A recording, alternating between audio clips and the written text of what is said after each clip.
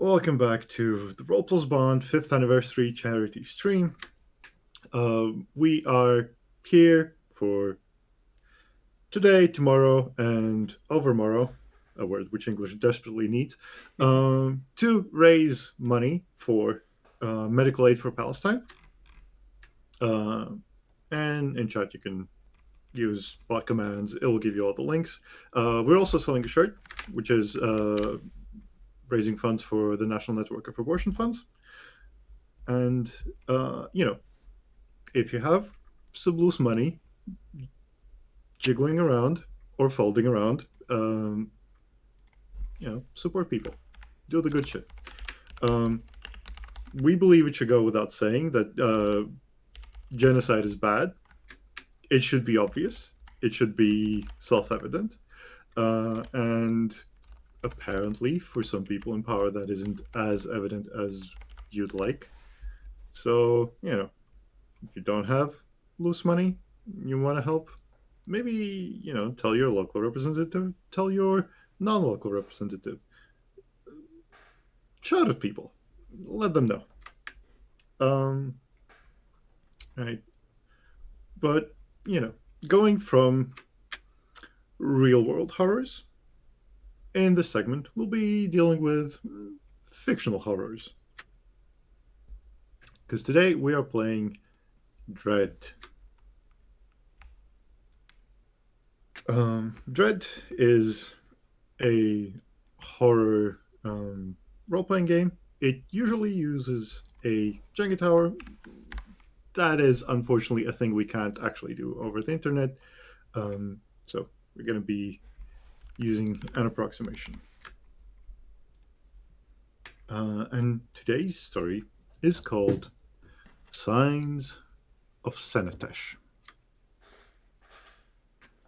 But before we get into that, players, why don't you introduce yourselves? Starting from the top. Cindy. Yeah, hi, I'm Cindy. She, her pronouns. If you want to play the games that I've made, you can go to cindy.h.io, that's CINDI.h.io. If you played last game and you were like, wow, I really want to pan slowly across the Hieronymus boss painting, you can do that in one of my games. So, Cool. Ian. I'm Ian. I use he, him pronouns, and I'm very excited to be here for the stream. Jamie. Hi, I'm Jamie. My pronouns are she, her, and yeah, I'm so excited to be back doing this again. Nice. Twice. Hi, I'm Twice, pronouns they, it, and yeah, it's my first time on the stream. Happy to be here as well. Lovely. And I'm Halcyon, your game host for today, for this segment. You can find me on most platforms as Halcyon. And you can also buy my games on itch under the name Halcyon, um, including some that are very inspired by Dread that we'll be playing today. So, it is the year 1941. Across Europe and North Africa, war is raging.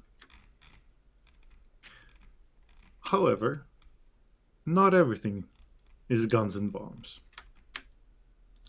A team of archaeologists from Geneva University has been working on uncovering a buried city in the Libyan desert. We arrive in their camp moments before they have, well, moments after they have finally cleared the way into one of the intact buildings. As they straighten their backs, seek to celebrate, a shadow passes in front of the sun as a grim reminder that even though they are here on a science mission and their neutrality has been respected, the authorities have cooperated.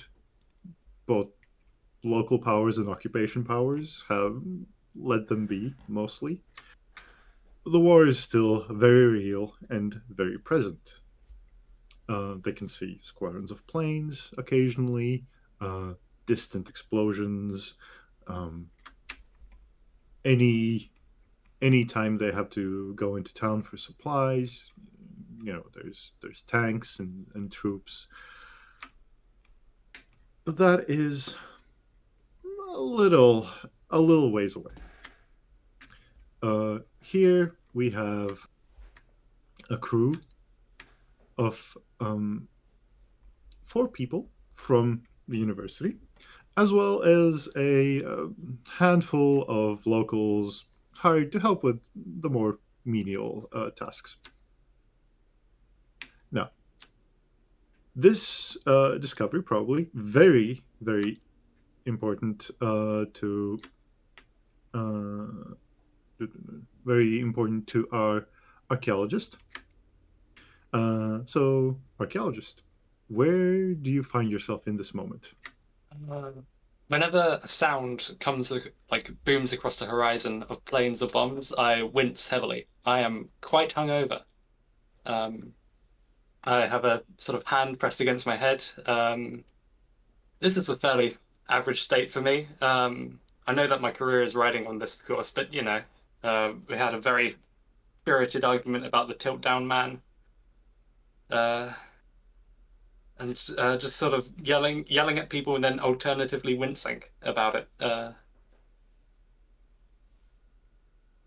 It's a standard day at work for an archaeologist. Good. Um, can you tell us a little bit what your character looks like? Oh, right. Yeah. Their fashion. Um, their fashion. Yeah, he's probably wearing a lot lighter clothes than I've used as a reference picture. I just need to find a picture of like a guy who's like a real piece of work. Um, so he's in sort of light clothes. Got a rabbit's foot tied around his neck. Walks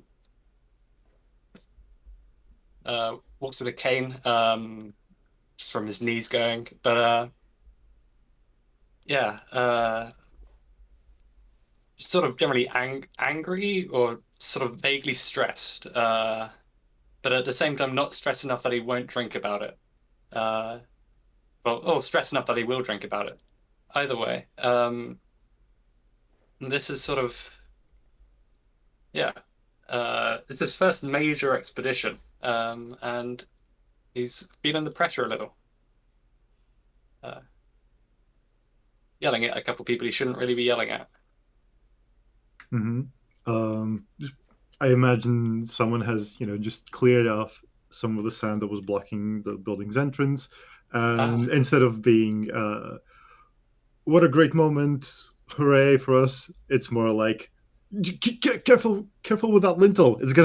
You're gonna chip it, right?" that sort of thing. I think he'd probably take over himself. He'd be like incompetent and take over himself and start doing a worse job. Uh, he's yeah,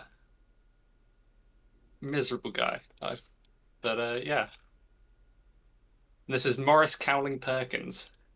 His friends call him MCP. Is what he tells people. I assume nobody here has ever called him MCP. Not for long. Lasts about an Yes. evening and then it goes. Wonderful. All right. I believe next in academic importance is probably our folklorist, Alice. Where do we find Alice? Probably in a tent, uh, with a Rolly cigarette in uh, in hand, and some really, really old books, some dusty old books of local folklore, um, just like kind of haphazardly laying around a like a makeshift table, Um, yeah, probably like switching between like glasses on and then glasses off, squinting at the page.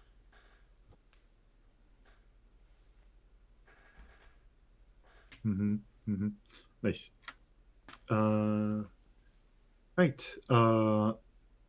Your tent flap is pulled open by our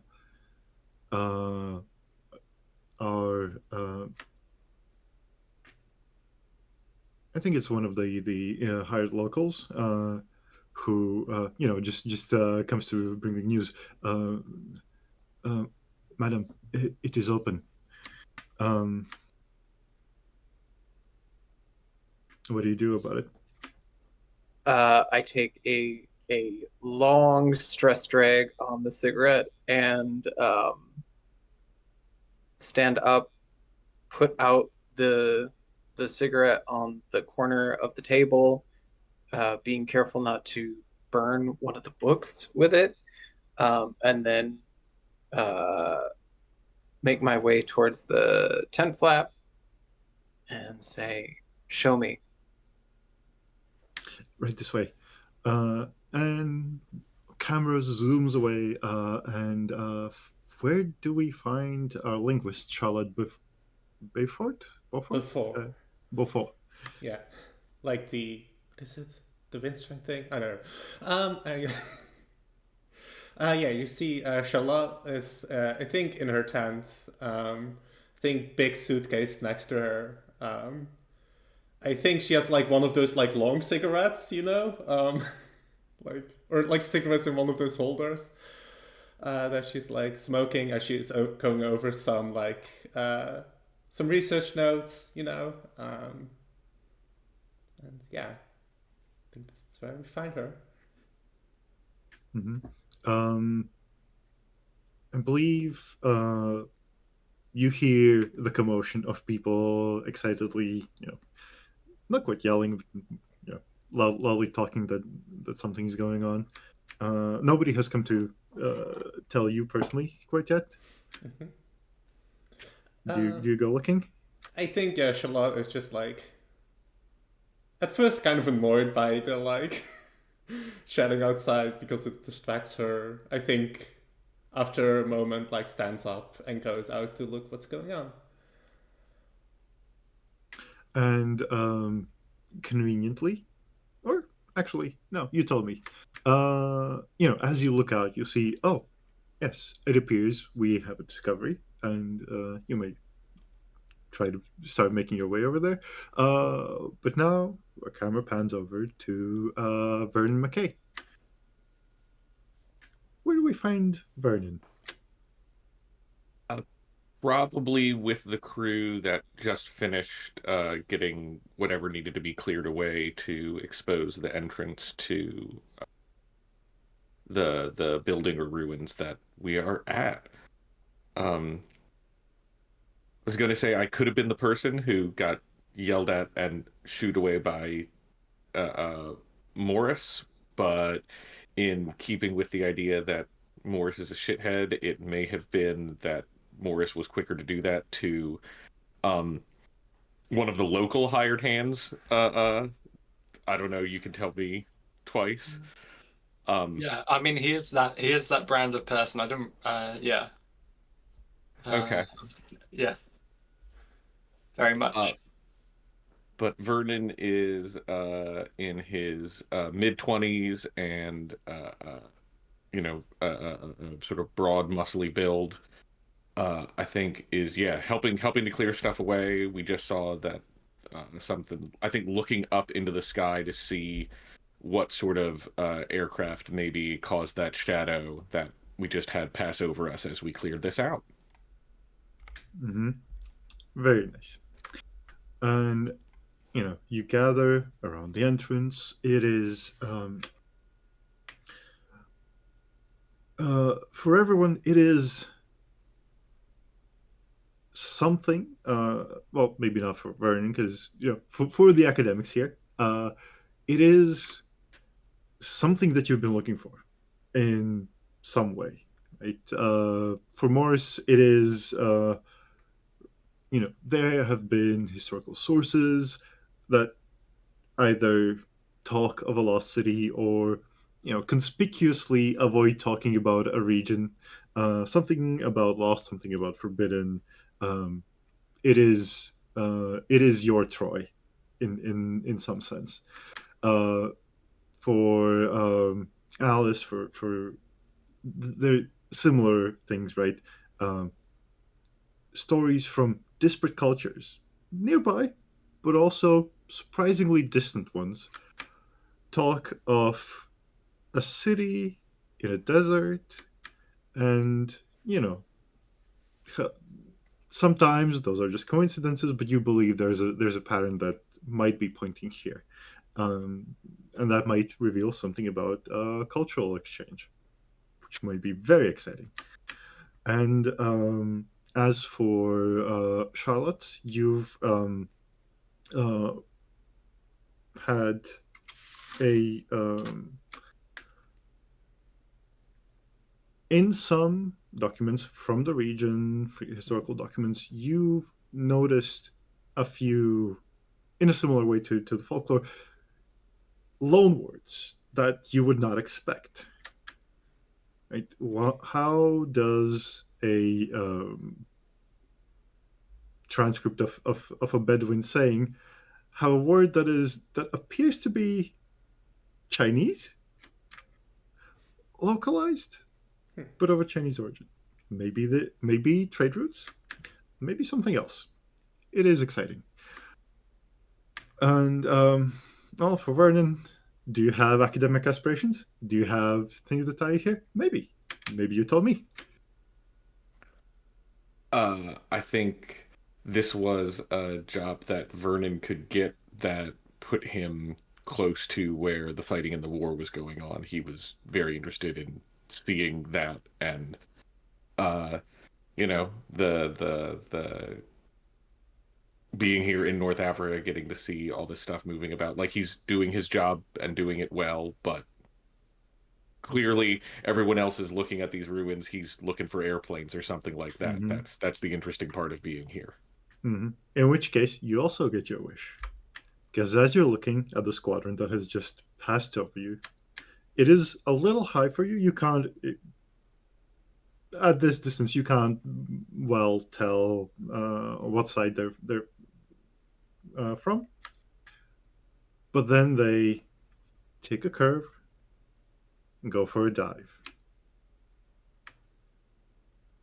And then they pull up, and you hear the telltale whistle of ordnance coming down.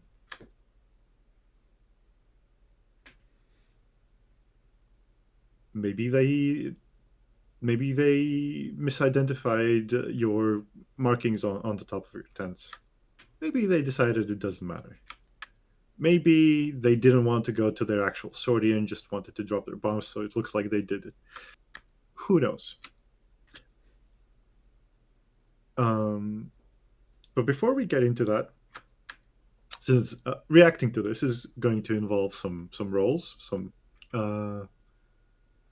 danger, I think I slightly forgot to do.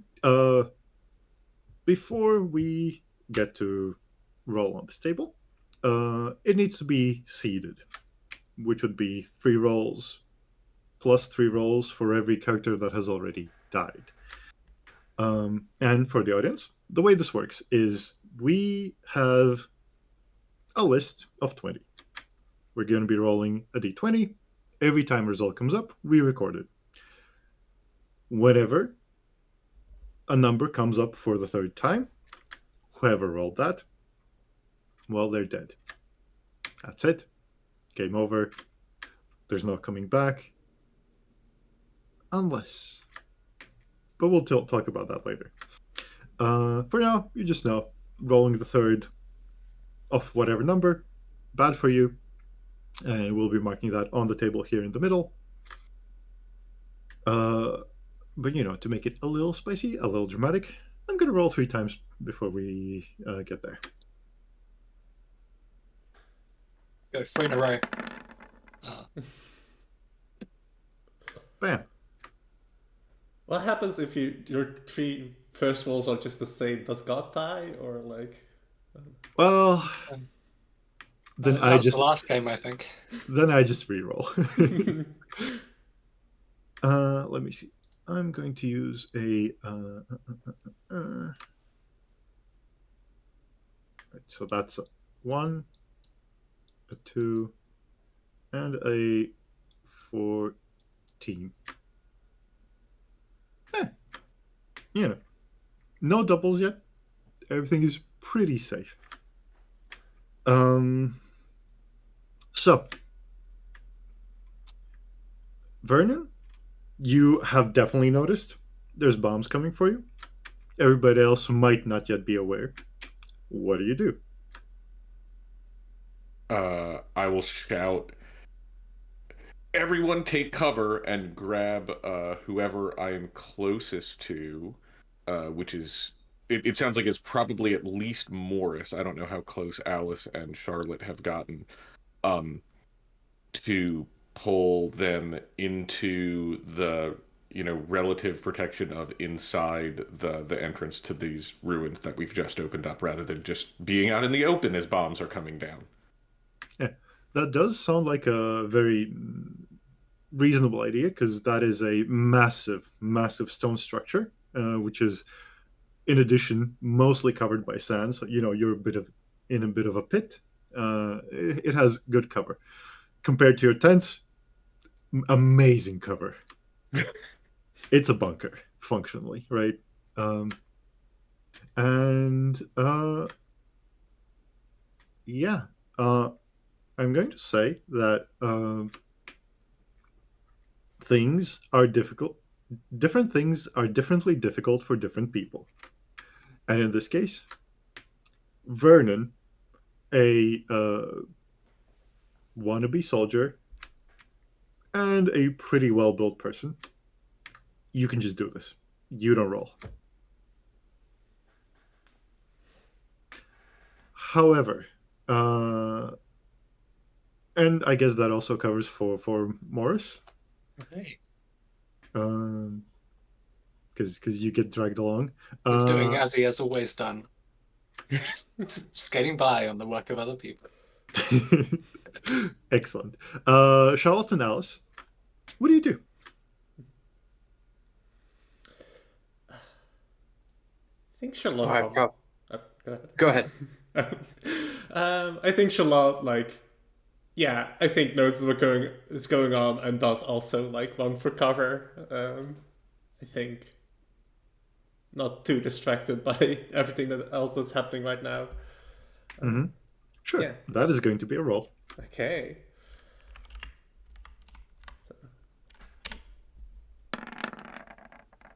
It's a 17. Nice. Still pretty safe. Yeah. I think you also make it to the entrance. What about Alice? Alice is going to do like an awkward fast walk as she nervously rolls another cigarette. Okay. Being brave about it. Yeah. Sure. You know what? That's going to be 2 rolls.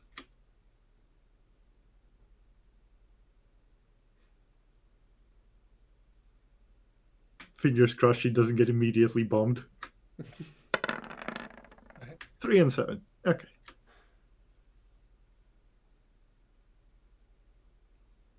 Still good. And I want to say what happens is, Alice doesn't make it to the safety of the underground building before the bombs hit.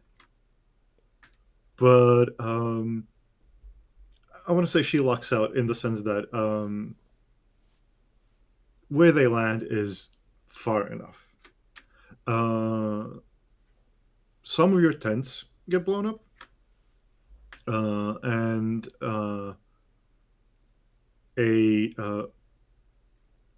your storage area, basically where you have your crates of supplies and tools and artifacts, it's a big loss.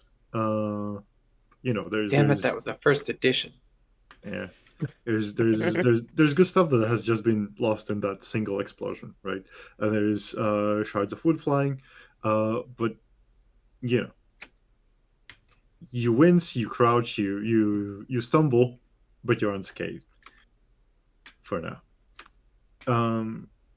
And as you look up, you see that they are circling around for another pass, and evidently the only safe place to be is in the building, and I want to say that's where you make your way to.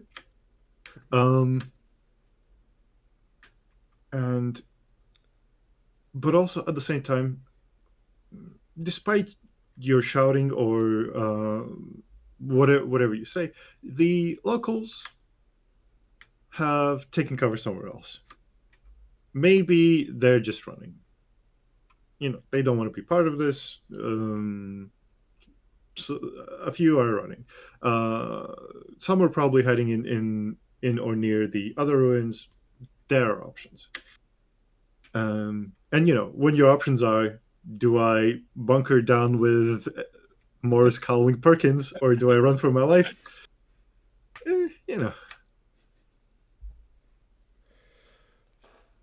So you you can make your let me roll that back a little. You can easily make your way to the bunker before the planes come back around, or you have a little time. Let's say 10 to 30 seconds. Who knows? If you want to run out, grab something. I don't know, like a shovel or a lantern or a first edition book.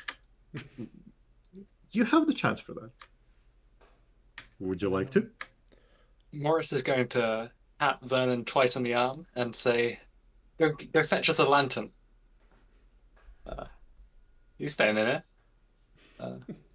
It's dangerous out there. Right. And like determined but excited look on Vernon's face as he gets ready to run out into a bombing raid, which sounds pretty exciting. Cool. That is going to be a roll. Is it more than one roll if I want to grab two things? Yeah. Essentially a roll per thing. All right. Because I would also like to get some water. Oh, that is smart. Yes. Anyone else want something while he's out? Alice is going to go for a little pouch. Okay. I think Charlotte is gonna run into her tent and get her research notes.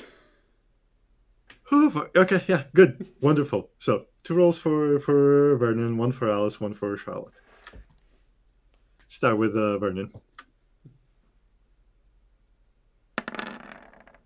1 and 7. We have our first 2 doubles. Oh, good. So, you can reconsider. Do you really need your research notes? Because things are getting spicy. Damn. But my research. Not that you can't completely ignore me, but if I see anyone else start to try to come out, I would probably yell at you not to. Mm-hmm.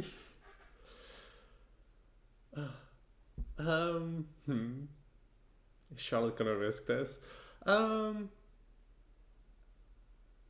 think she has a good enough memory that, well, it's she's a linguist, which is a lot of like specific words and spellings, like can't trust memory for that.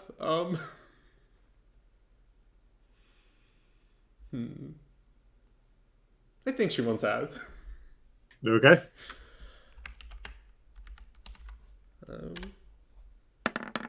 That's a 20. Okay.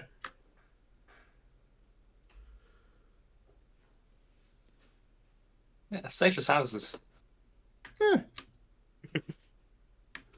Just roll uniques and never find out. Cool. Is Alice going out? Yeah, Alice shouts back to Vernon, saying something like, that's aged Virginia Gold Leaf. There's no way I'm leaving that behind. Uh,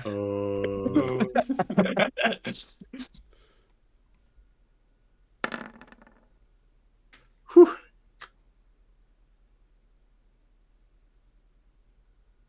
Cool.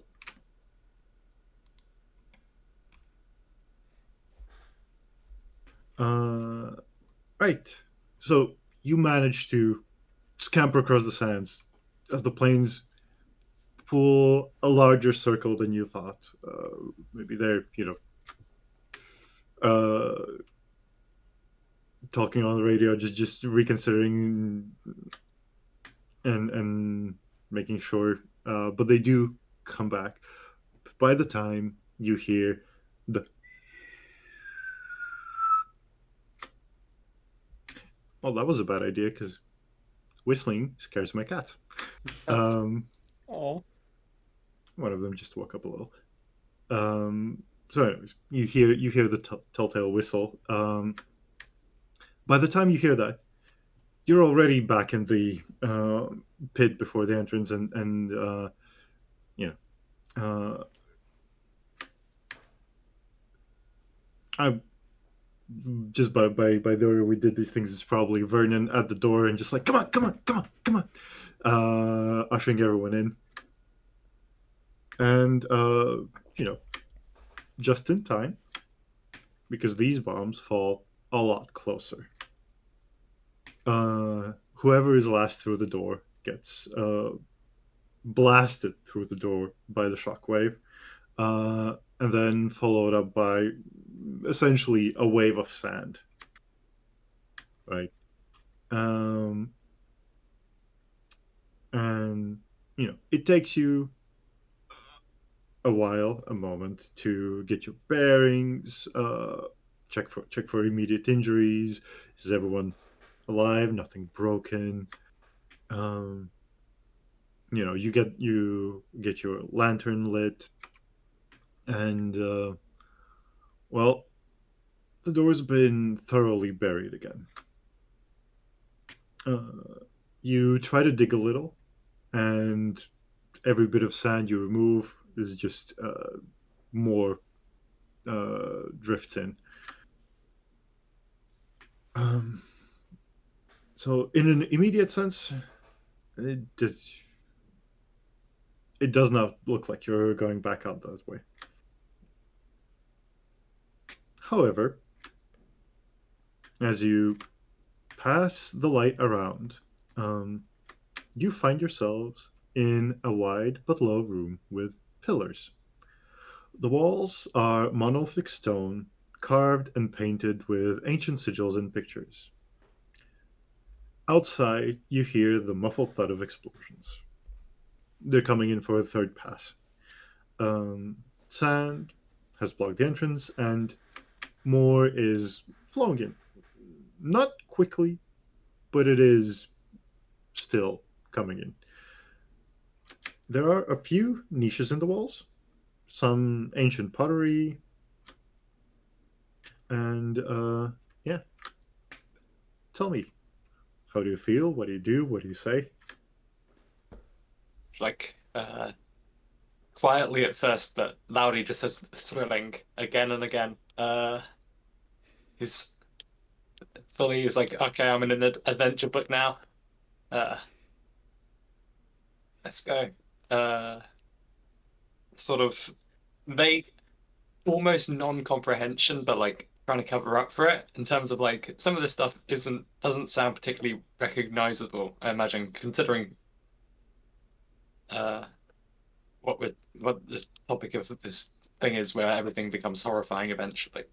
Uh so but at the same time he's not going to show that. He's the archaeologist. Uh he's a professional and just sort of goes, this is maybe a variant in Greek. Who can say? But at the same time, that sort of thing.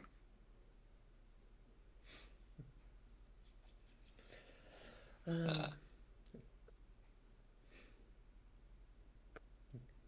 I think possibly he was doing that before everybody else got checked over, just like abandoning them for the pots.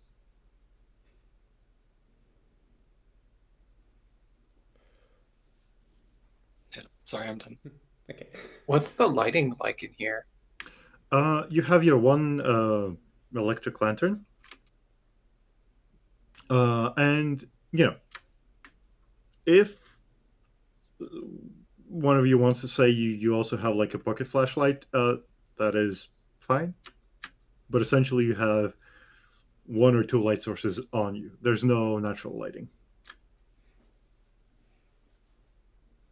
I definitely think Alice is doing like a shuffling, and pulls out a little matchbook and lights the worst rolled cigarette you have ever seen. I mean, it's an abomination before God and humanity. A disgrace. It's a high bar. I've seen a few.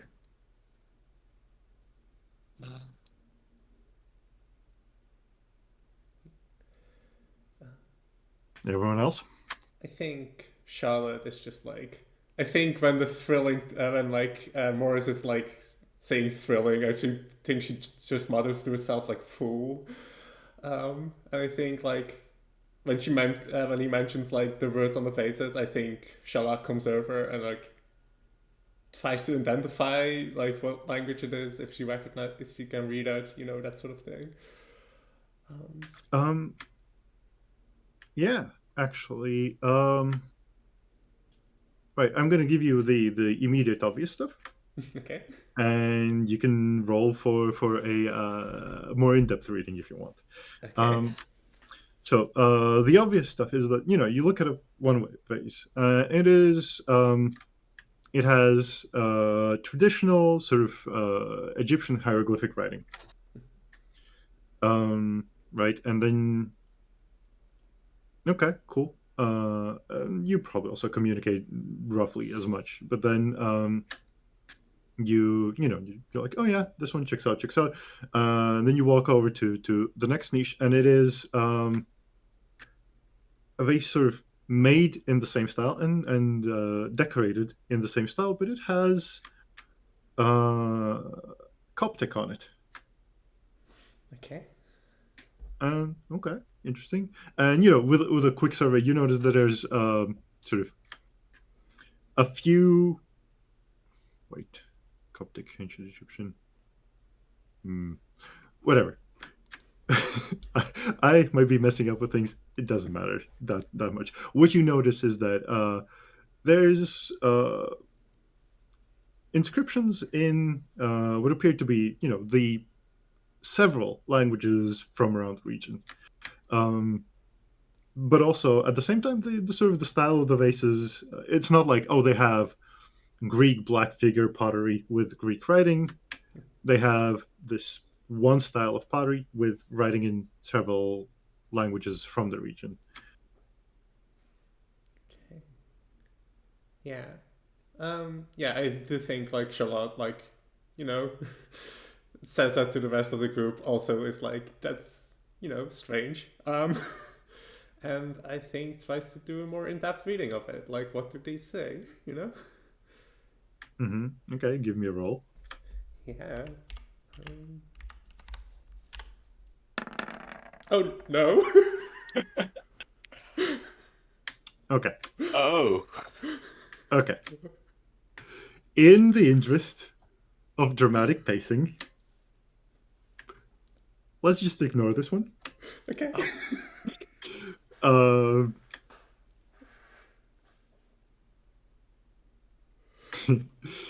And just roll again.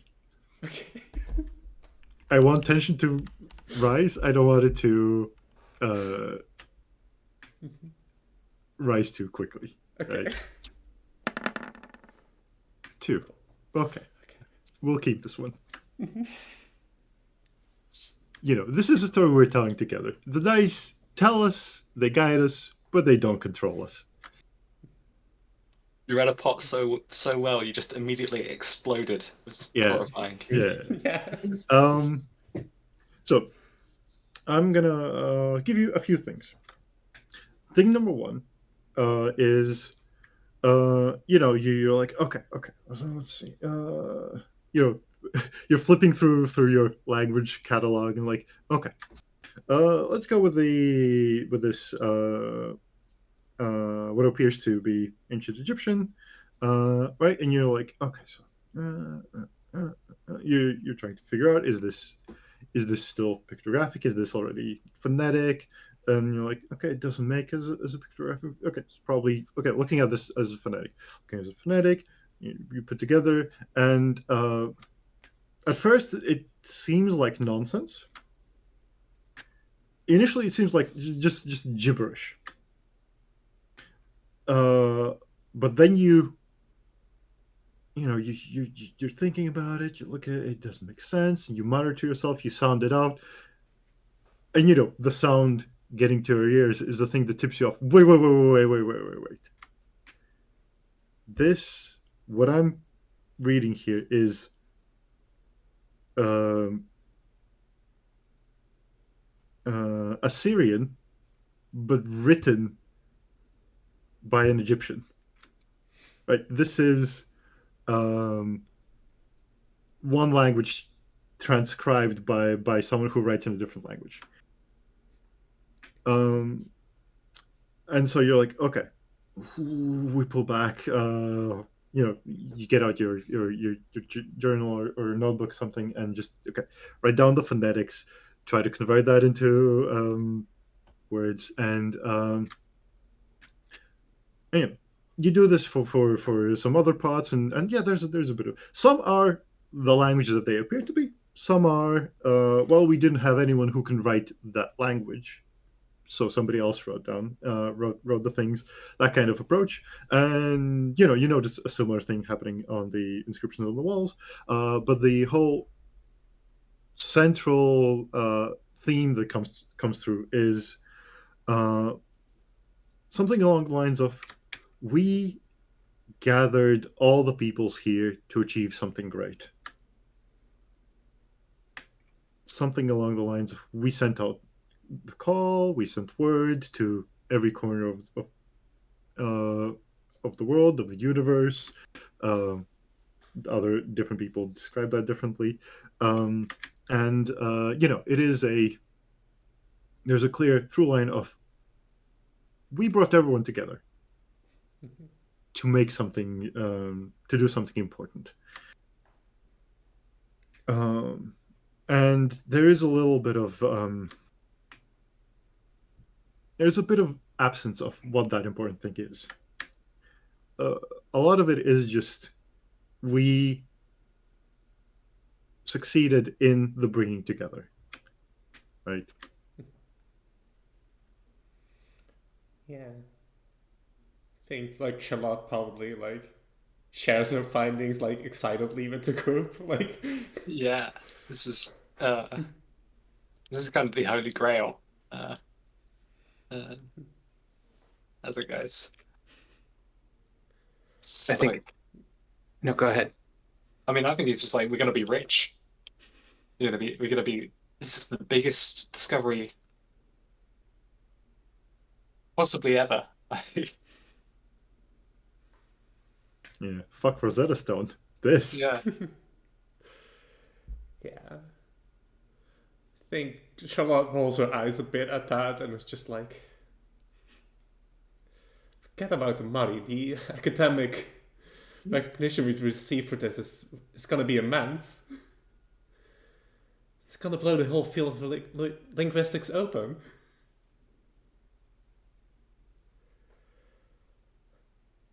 I think Alice acts a little unimpressed and says something like,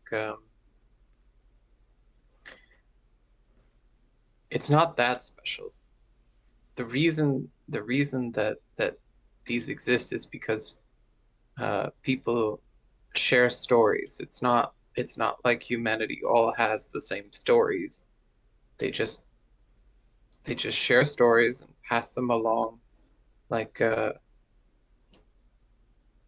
telegraph being passed along from one person to another." I think Charlotte is like, but this is language. These are different languages. Language doesn't get passed along like that.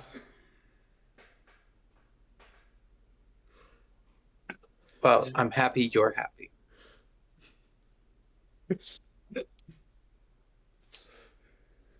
Just yeah, Morris is gonna like nudge Vern and be like, folklorists. Am I right? I think that gets a very different. Oh, yeah. I think Vernon is very clearly not paying attention to this pottery argument. Oh yeah, no. Vernon is paying is noticing a thing that it appears to be a sealed space, and well, you're breathing there. Someone is smoking in here, Hmm. and on the one hand, your immediate reaction is like, panic. We're gonna rather run out of air here. But then you also notice that the smoke from Alice's cigarette. That was Alice who was smoking, right? Yeah. Yeah. From Alice's, the smoke from Alice's cigarette isn't, just rising directly up and pulling at the ceiling. It is slightly drifting towards the buried entrance, as if there's a little bit of pressure in that direction, right? So, maybe it is not as tragic, as immediately tragic as you first thought. Yeah, I think I'd like to start, like more closely examining sort of the perimeter of the wall here to look for if there is some other egress that isn't immediately apparent. Give me a roll. Oh boy. Okay.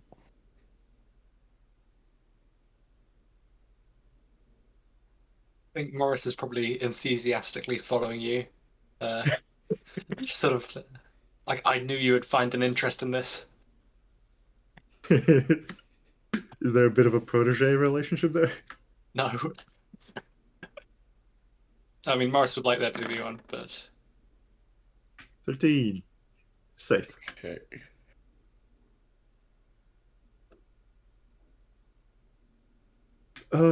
Cool. Yeah. You circle the perimeter, you knock on the pillars a little, they're pretty sturdy.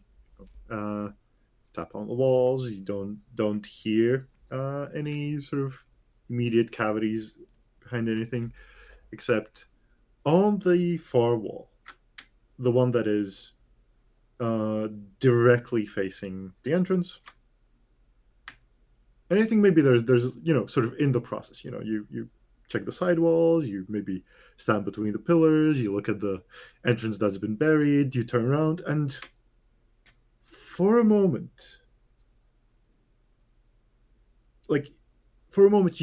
your head is in just the right position that it feels like the writing, the drawings, the patterns on the pillars, on the walls, like it feels like everything is making concentric circles towards the far wall. And then you breathe in, your head moves a little, and you lose it. Right, the apparent lines disappear. But you follow that up. You get to the far wall, and you notice like the tiniest fracture line in the stone, and there's a little bit of air, a little stream, just gently rustling the hairs on your arms, coming from that crack. And as you sort of run along it with your fingers, it is, initially it's like, oh, maybe there's a cavity and maybe the stone has cracked, but then you run your fingers along that line, it is sometimes a little too small to see, or just too sandy to see. But you realize, no, it is a straight line, and it goes from the ceiling to the floor.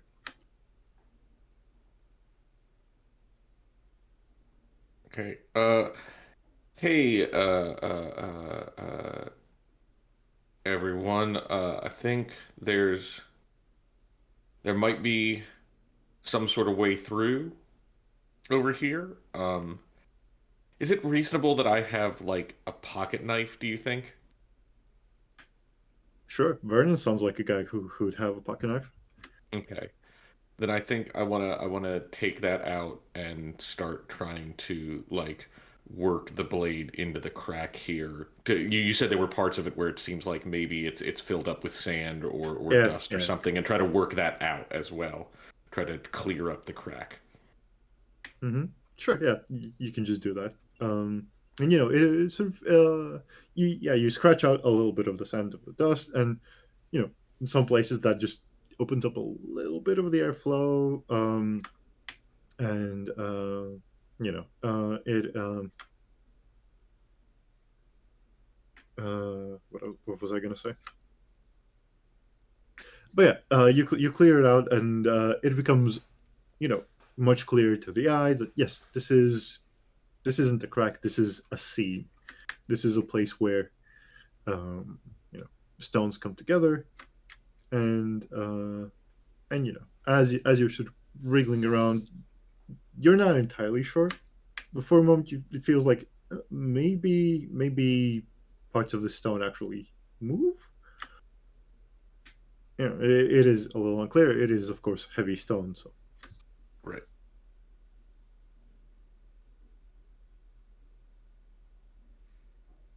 Uh,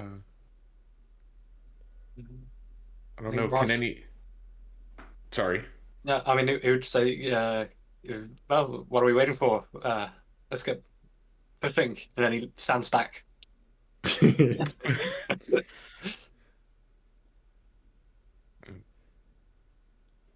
cool. Um, this is a heavy door.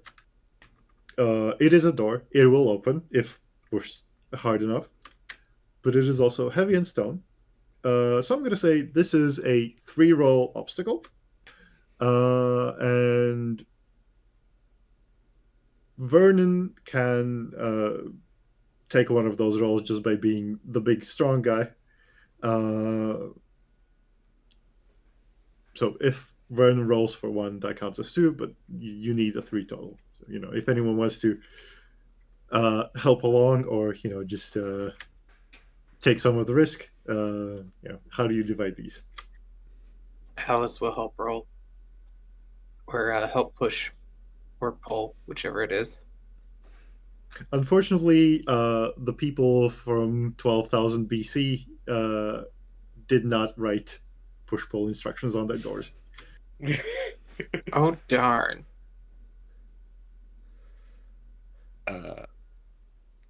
Okay, so that's one from each of us would cover the 3, right? Yeah. Okay. Do you want to go first, Jamie, or shall I? Up to you. I can go.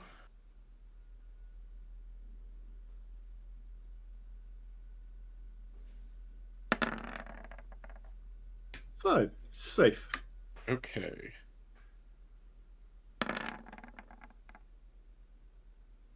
18. Safe. Yeah. You put your entire back into it, right? Your knees slip a little along the floor, but you find some purchase. You both sort of concentrate on sort of one side, and for a moment it feels like it's not gonna happen. It doesn't want to. It does it no, and then just a little give, just the tiniest, and then you throw yourselves back into it, and it moves a little more, and a little more. And as basically with just the force of pushing on it, you clear out this sort of built up sand and dust in whatever the hinging mechanism is, and by the end I mean, it is still several tons of stone, and it takes force to get it moving, to stop it moving, but it moves. For, given that it moves incredibly smoothly, right? It does. Once you've sort of pushed out the built up stand, it just feels like it doesn't slide along anything. It feels like it properly hinges on a bearing. So yeah, and the thing that opens to is it is a staircase.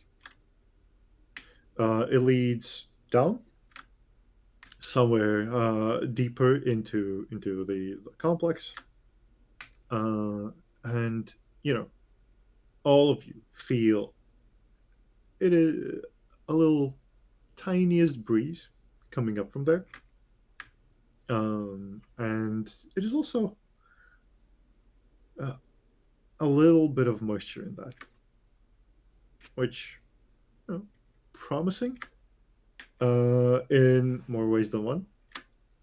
And yeah,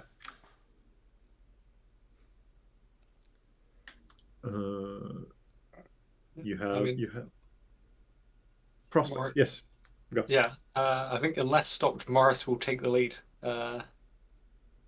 Just, just sort of breezing past these two people who've done all the heavy lifting, uh, looking to get his eyes on the first bit of glory. Mm-hmm. Um, you walk down. The steps are classic monumental architecture in the sense that they appear to be made for giants. The steps are wide and long, but also they're not. They're a little higher than is comfortable for you, but it is not something that you have to clamber down each one. It's it feels like it's built for a 1.5 size of human, which might be practical, might be just you know as people do for representative and ritual purposes. They make things appear to be made for gods. And you walk down like 20 such steps. There's like a landing, and there's more sort of inscriptions on the walls. So I have a question. How good are you at ancient languages? Bad. Bad. This is Morris Counting Perkins. He has done the skim reading. All right. He has All right. not learnt a language for this. Okay. In which case, let me tell you, you're a little surprised. Um, I want to say you're probably not good with sort of Egyptian. You don't know Nubian. You don't know any of the sort of Yeah, he knows maybe Greek, yeah. definitely Latin. Yes, and that is your surprise. You on this landing, you see proper Greek, and it immediately gives you pause because the timeline. I mean, Greek as a language doesn't get formalized for you know another 1,000 years, at least several hundred years from when you believe this place to be built. And it says, it does repeat some of what was said above, right? We built this place, we brought people together, and or rather, it appears to be sort of continuing, right? It says things like, when everyone was brought here, we built this. I think they would say palace.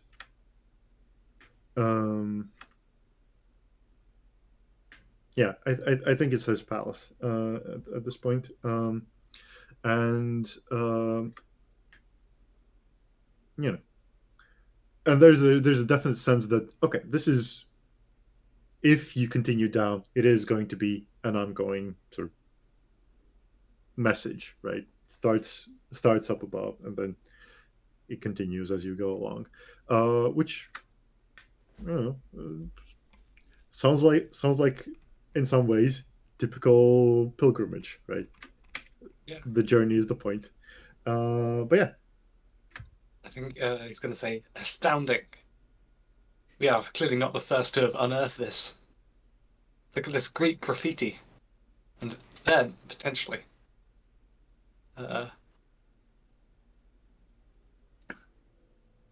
He's just very glad to have something that he actually knows, because he's just been winging it. But he's excited. Adventure awaits. Mhm. Let's go. Let's go get ourselves killed. Lovely. Right. How's everybody else feeling? What are you doing? I think Shalad probably like hangs around little bit too long in like the like phases room, scribbling down some notes before like finally realizing the rest of the party has left and like hurrying along. Behind them.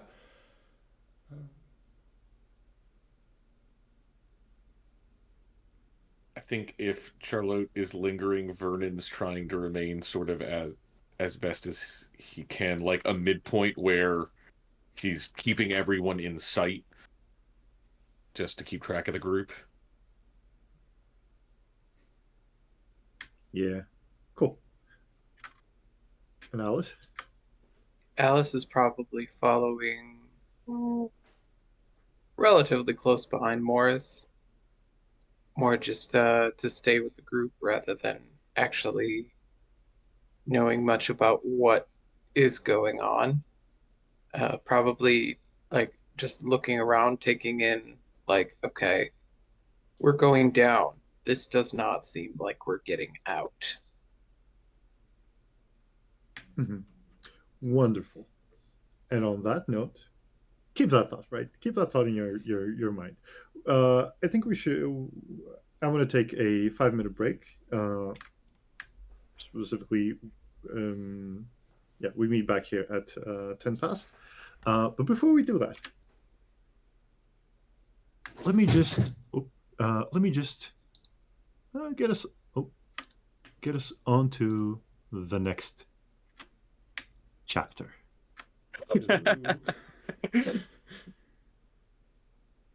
This Time is chapter is passing. lesbian.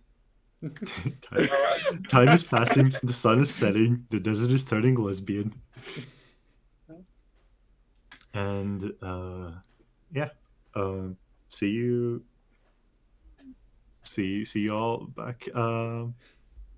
See us back here a little before 10 past, and see you stream around that time. Yeah. All right.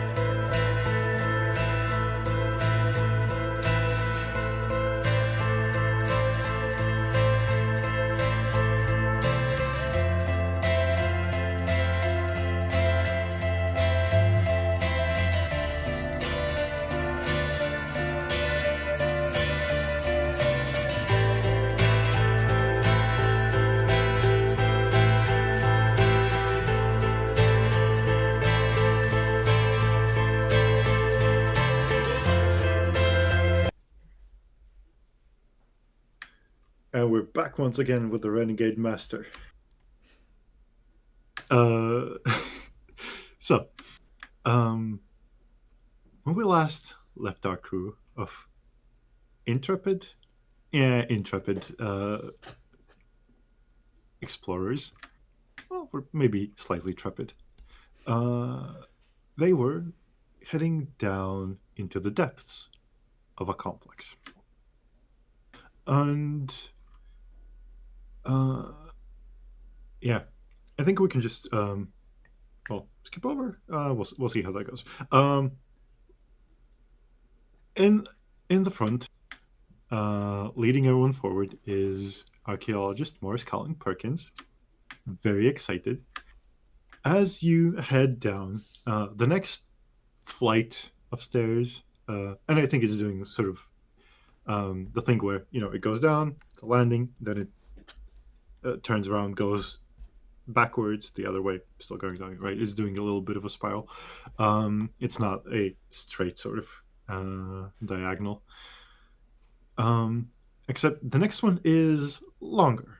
If it was something like, I forgot what I said, but something like 8 steps. The next flight is like 12 steps, and you look down and you can see that the next one is going to be even longer. So it is a bit of a spiral, but it is also like a pyramid. And Charlotte was staying back a little, with Vernon keeping an eye on her, and Alice somewhere in the middle. And I want to say it's probably that you have your 2 light sources being at the very ends, and there's a bit of a darkness in the middle. What do you do? Just keep going, getting faster and faster. He wants to find the bottom of this. All right. Are you stopping to read any of the landing inscriptions, or are you just Nah, full skipping to the adventure last now. Yeah, no, this is how he reads generally as well. Okay, But at wonderful. the beginning, but at the end. Mm-hmm. Mm-hmm. In which case, we'll get back to you in a moment. In fact, you know what? Give me a roll. I would love to. Oh, bad color choices. That's a 14. Yeah, I'm just gonna do a little quick repaint of stuff. Because unfortunately, good background colors, bad foreground colors. This will make the second 14.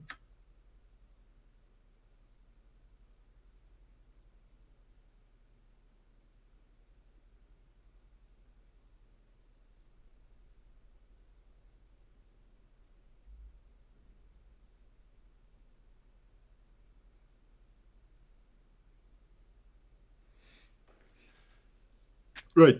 Okay. You probably make it down to the bottom safely. Mm. I want to say as you're making your way down, you sort of think about what you're doing, and sort of the phrase of like following a trail of breadcrumbs comes to your mind. Just so. Anyways, rest of the crew, your fearless, if we want to be generous, leader is abandoning you. How are you? How do you fare? You're a distant. Keep up. Oh, for the love of God, Mr. Cowling Perkins, please slow down. I think I'm trying to hurry whoever is not like forcibly or anything, but gently hurry whoever is at the rear forward so we can keep together as a group. Yeah, I think Charlotte was already like hurrying a bit because she was catching up, but like, yeah. All right, but are you sort of running to catch up? Or are you trying to read along the stuff that's on the landings? I think Charlotte is tempted to read all of it, but I think just as she goes along makes like quick notes of like the languages and stuff, Mm-hmm. like not in detail like what everything is saying, but just like Mm-hmm. Mm-hmm. to get an idea Okay. of that. If you want to roll, I can give you some of the languages that you know better, which don't ask you to sort of stop and decipher. You can get a general gist of the whole story if you want, if you roll. Okay. Yeah, sure. Why not? I don't see what reason why not. What idea is this? 12. Ooh. That's another double. There's a lot of those now. Yeah. Yeah, There's one in a four 1, chance of 2, death. 3, 4, 5. Yeah. A quarter chance. That's lovely.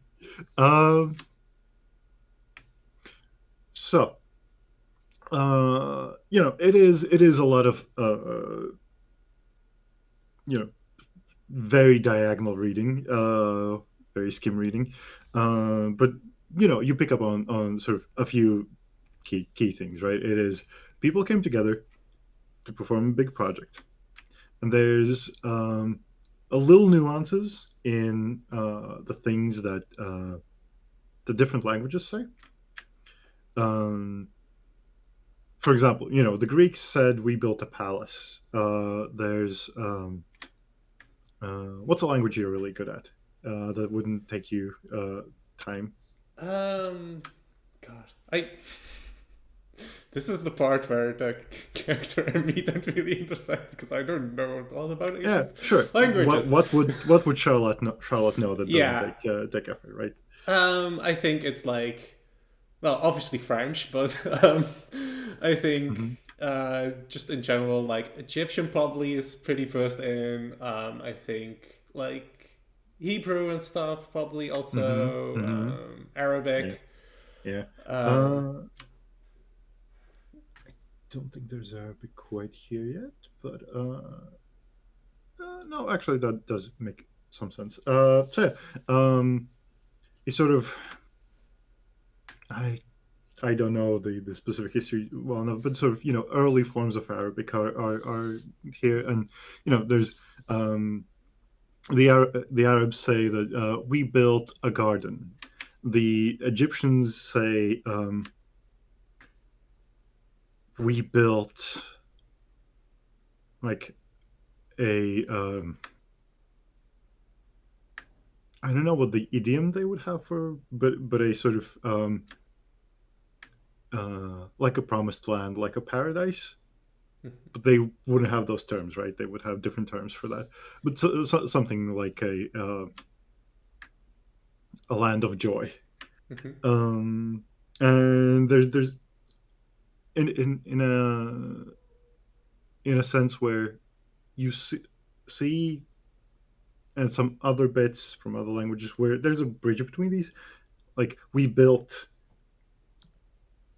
the land of joy and the garden, implying that these are sort of separate elements, separate features, or that they are bridging between the various builders. But so there's a it starts with we came together, built a big project. There's a bit of a the big project had sort of these components. What the different sort of groups and parties participated in, and there's a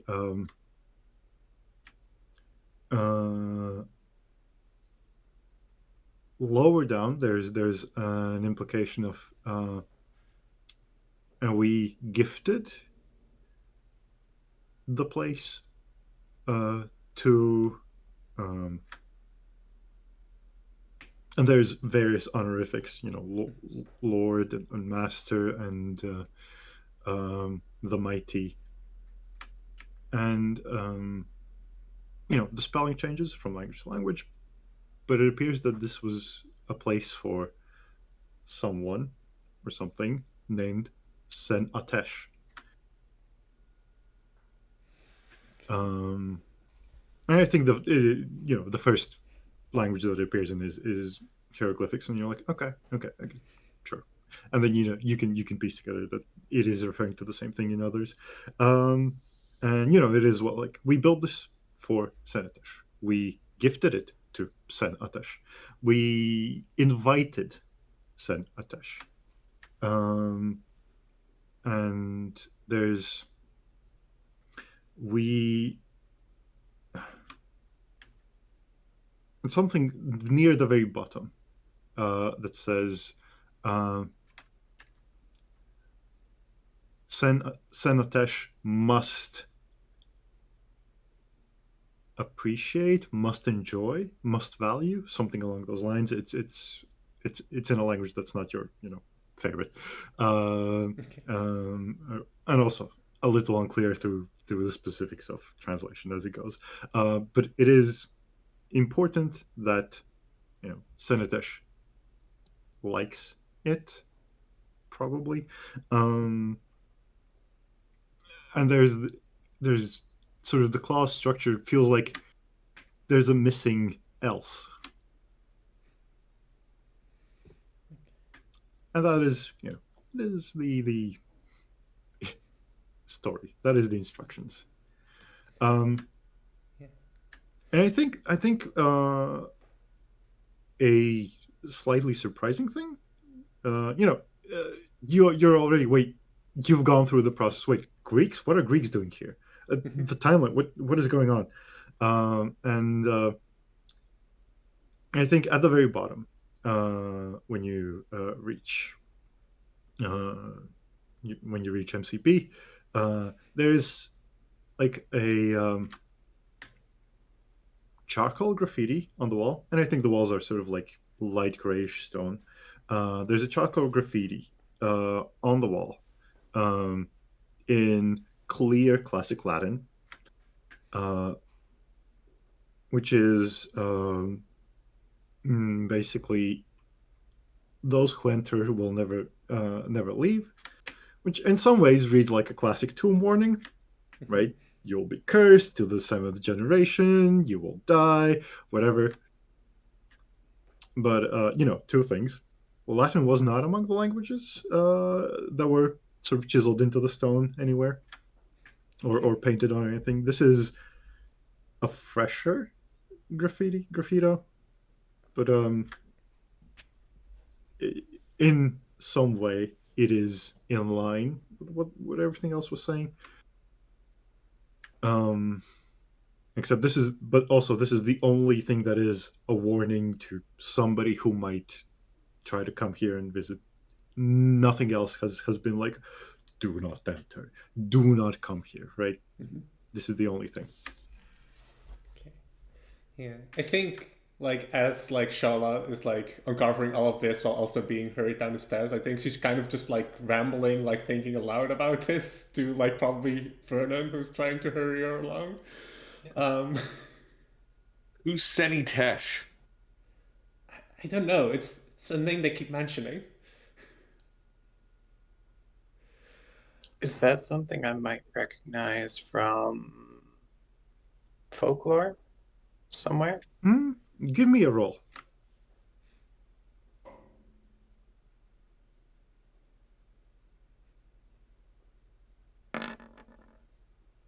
Watch me die from 6. recalling folklore.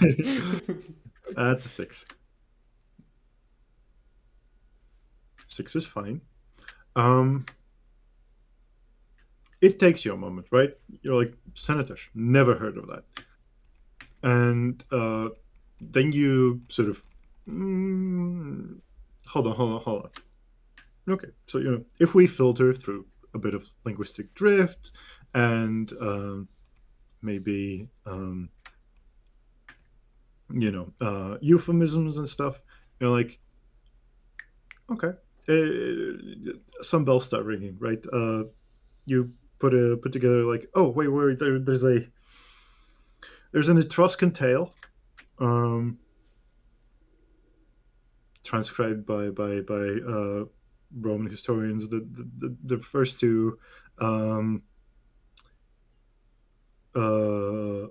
old man texts, Senex texts, like if we remove the grammar a little, it sounds similar, and then you start thinking about what the story was about, and it is how they how a lot of people came together to build a grand palace for an important old man in his honor, to make his final days be spent in luxury and joy. And it's one of those stories where it is unclear whether it is a sort of, it doesn't say, oh, this old man did great deeds, and in thanks, there's no thanks element. There's a bit of was a great person, was the eldest, and for them they built this palace. And so and in a lot of ways you're like, oh, this is the same story. Oh, this is that. And as you sit there thinking, stand there probably, thinking, think I've seen this pattern elsewhere, right? And it's sort of there is a web, and I think it's one of those things. There's the fairy tale classification, which is animal takes off coat and becomes a prince, that kind of whole thing. There is this story about the palace of luxury for the eldest that does come up in a lot of cultures, which seems a little disconnected. it seems like one of those things where, oh, this might be like a primary Indo-European story that just gets adapted, or this might be like an even deeper ancient story, which is some sort of expression of the human value of well, at some point, proto-humans started valuing their entire community and taking care of their elderly, and this might be a sort of over time through culture adaptation of that value. And so, a lot of people just sort of have been disregarding it, and now it's like it comes together here. This is that story over and over again. Okay, so this could just as easily be like this could be some uh lost legendary hero, or it could be somebody's grandpa who everybody really liked. Yeah. There's a whole range of what it could be. Or on some level, it could be the very first tomb. Which a little far fetched. People probably were doing things like that before, but in a way where the first church is really actually the first church. But that kind of stuff, right? It might be officialized as the first, or maybe just some guy.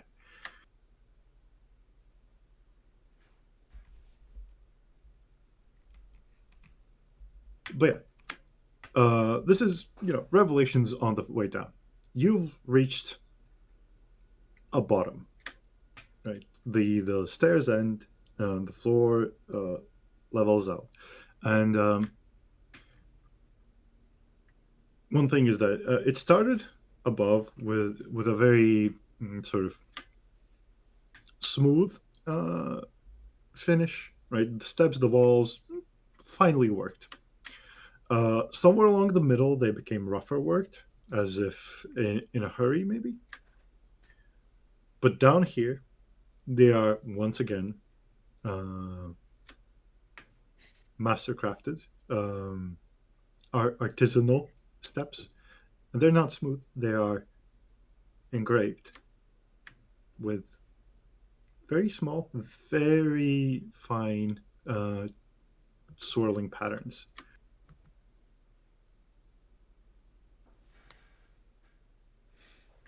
In a most immediate sense, it looks a bit like fingerprints.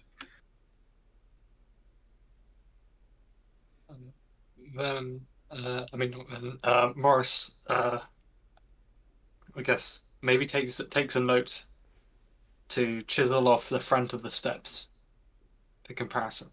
Send them back to Britain. Belongs in a museum. What a guy. And in front of you, as you've reached the bottom of the stairs, right, there's a few meters of tunnel, which then opens into what appears to be a massive space. All right, your lantern, from the steps, you just see, okay, it opens up, and you don't see like an opposite wall. Does Alice talk about the folklore aspects of Senatesh? Oh, I would assume so. Maybe not like super detailed, but definitely mentioning like this Morris. Yeah, no, go ahead. Morris dismisses them immediately, as folklorist is not a real science, and if you're any good at it, you'd be called a historian.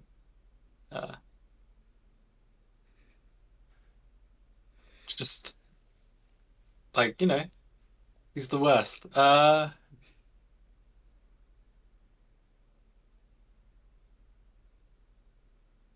think she probably blows smoke in your face, or at least in your direction. Yeah. Sort of terrible. Yeah, no. What terrible guy. Let's go see the giant open space. Lovely. As you enter,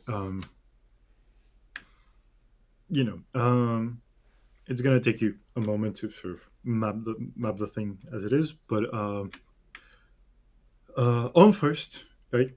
Just the walls fall away, and you just enter this massive space, right? You look back, and there's the tunnel you came through is an opening in a wall. The wall is smooth with these fine patterns, um, and it is all slightly curving, right? And as you sort of shine the light around,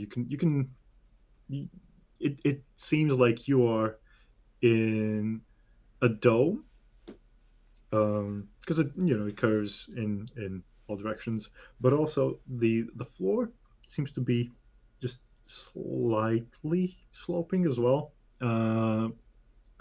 So it's a bit of a bowl, right? And eventually you're probably going to walk around. You're going to figure out this is something like 300 meters across, which bigger than a football field. Considerably bigger than a football field. And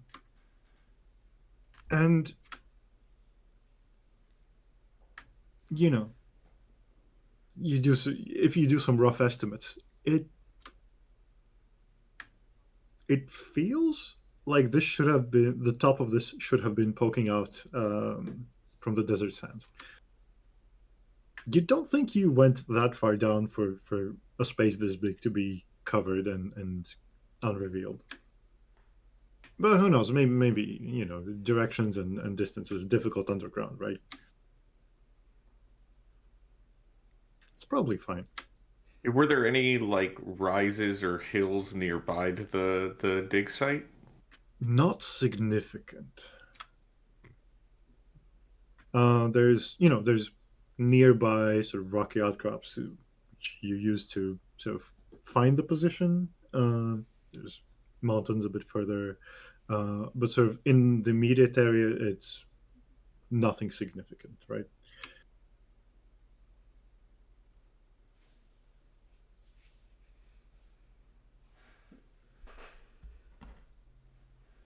I mean, Morris is just going to keep going until something stops him, I reckon.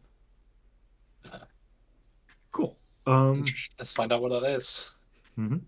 So, are you sort of going straight to the middle, or are you doing like the rounds around the perimeter? Yeah, let's go straight to the middle. Straight to the middle. Okay. Sort of Cool. half sliding down. It is not steep. It is. It's not that steep? It is less of a ball and more of a Like a soup dish. soup dish. Okay. Right? It is. It's very sort of. It is. I mean, I have the luxury of strolling. Yeah. If as you're walking, it doesn't feel like much, but when you stop and you sort of stand and you feel like, okay, one leg is a little higher than the other, or the angles are a bit off. But walking is mostly fine, right? And you're sort of looking for trying to figure stuff out, right? Yeah. Okay. Looking for the good stuff. Let me give you some slight stuff, and then you can do some rolls to make it less slight.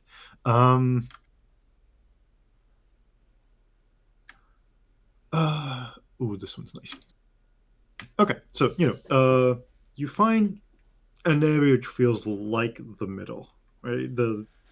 Just by how the floor feels under your feet. I'm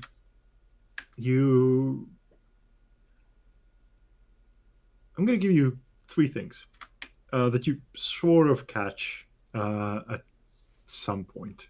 Thing number 1 is just walking along. You're like looking around, and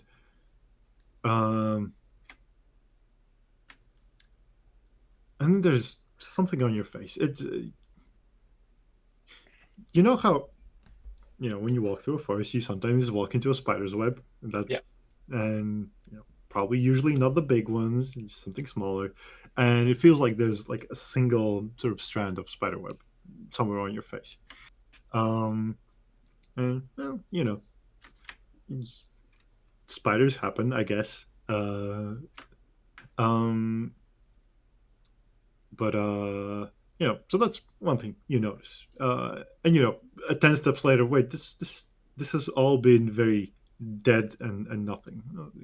I did not expect a spider here.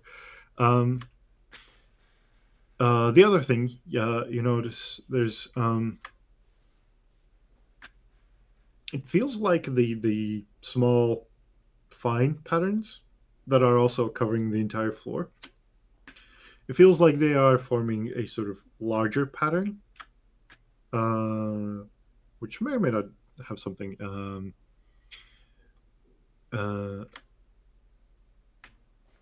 which may have something to do with the middle of the room. And for a moment, you think you saw something slightly glowing from the corner of your eye. Yep. Following the glowing thing. Following the glowing thing. Cool. Make a roll. Yeah. It's not even a question. It's another 18. Mm-hmm. Okay. Getting dangerous. That's a 30% chance to die on every roll. I'd like to see it. Right. So, you stop in your tracks. You turn and you don't see it. You wait a little. You think you see a similar glow from another corner of your eye. You turn and it's gone. You turn off your lantern. You wait a little. See another one of those glows, and you look at it, and this time you catch it. There's a tiny dot of sort of pale blue light that blinks in for a moment, holds for like a second and a half, and then disappears. If you wait, you see another one. Somewhere on the far wall, away from everyone. Yeah, stuff may be there. Meanwhile, hey crew. Morris has strolled off to the middle of the room, shining his light around, whatever, and then his light goes out. What do you do?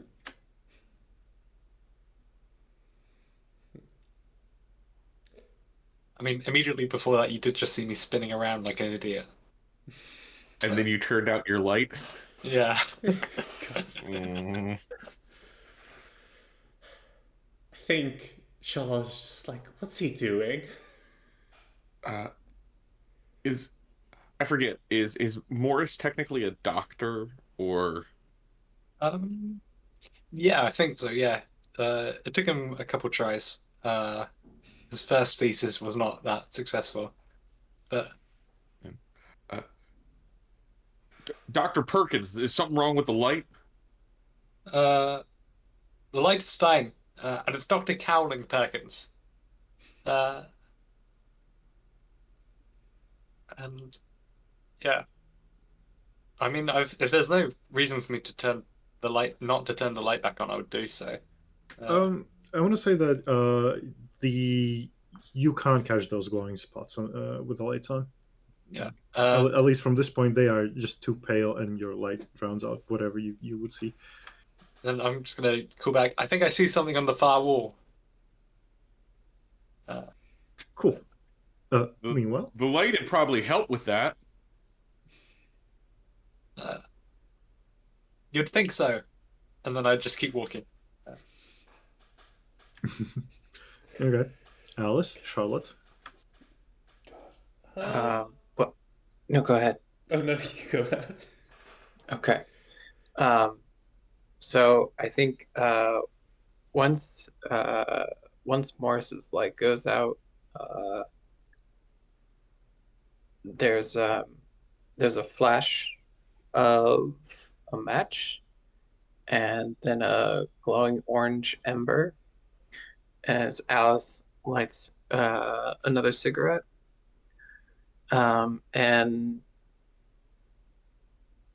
she is like kind of trying to feel her way towards Morris. Um, Okay. Sort of walking around the perimeter along the wall. yeah, probably. Okay. In which case, you walk for a little bit, and there is another sort of opening in the wall.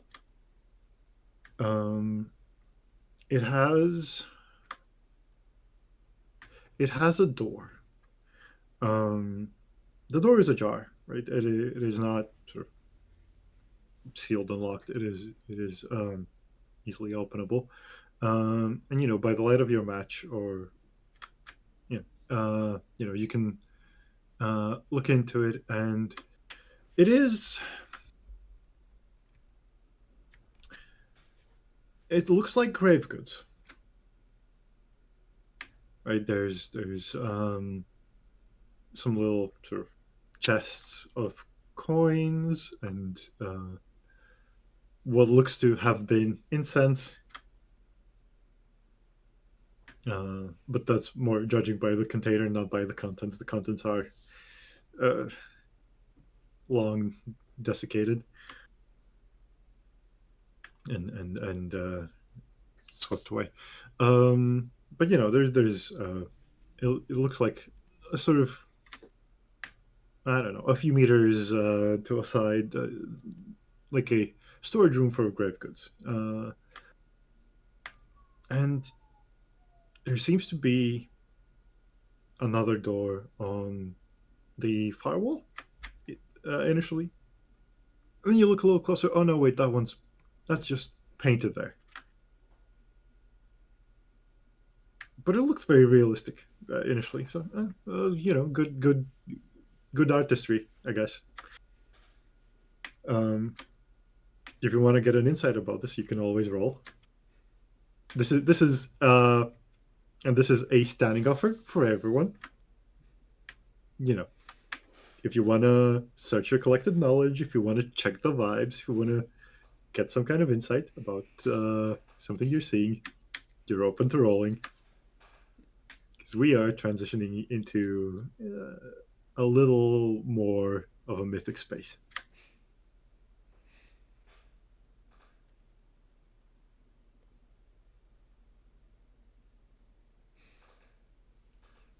So, what do you think about this room? Fuck it.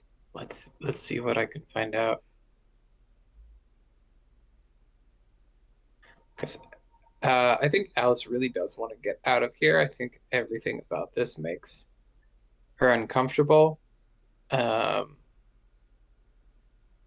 for no other reason than, if for no other reason than to get away from Morris. I think she's gonna try and find out. She's gonna investigate more, especially that door, that fake door.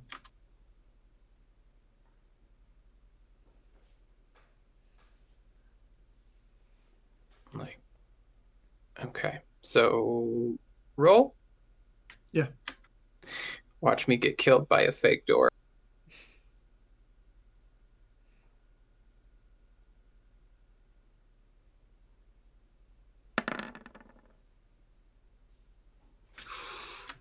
Not quite.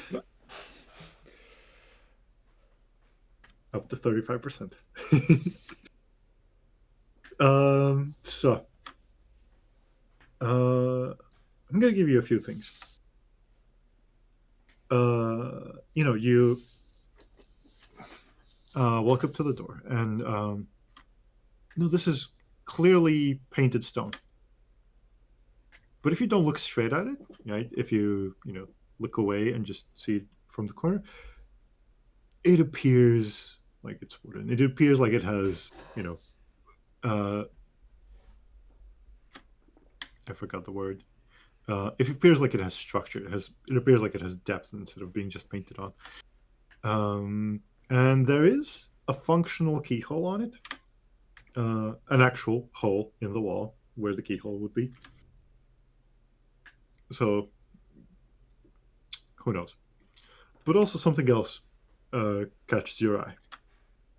Among the grave goods is a small box of amulets. Right, some of them are as simple as a round stone with a hole on a, well, mostly fallen apart string. There's some that are just the sort of the amulet bit without whatever was holding it up. But among those things, some have chains which have survived a little better, and among those, you find a strangely familiar amulet, and it is a little rusted over. This one's metal. It is a little corroded. It is not immediately clear. When you pick it up, you brush off the patina, and it's a pendant of St. Jude.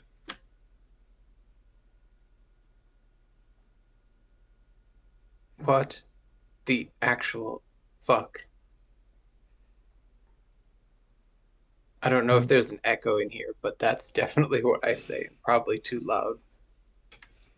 Everybody hears that. Yeah, as your as you're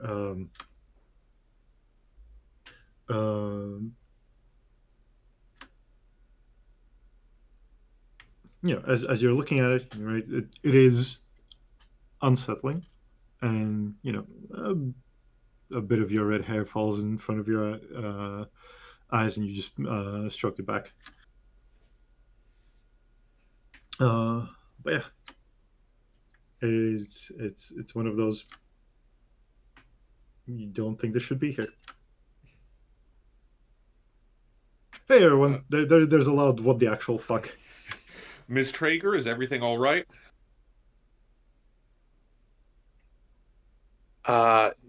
No, I would say everything is not all right. And I'm gonna pull out my my little pendant and compare the two.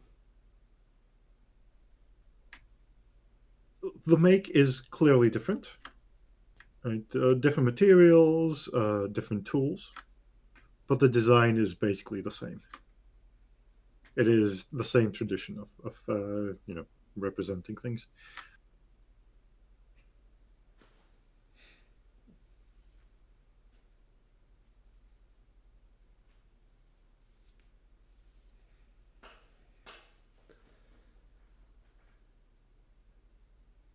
I would say everything is not all right because I can't understand how Catholicism made it down here. Unless you know of some missionaries that were known to fuck, what's the word? Unless you know of any missionaries that were prone to exploring tombs to preach the gospel. Look, I'm just picturing like a missionary who enters the pyramids to bless the mummies so they can get into heaven. God, That's not impossible.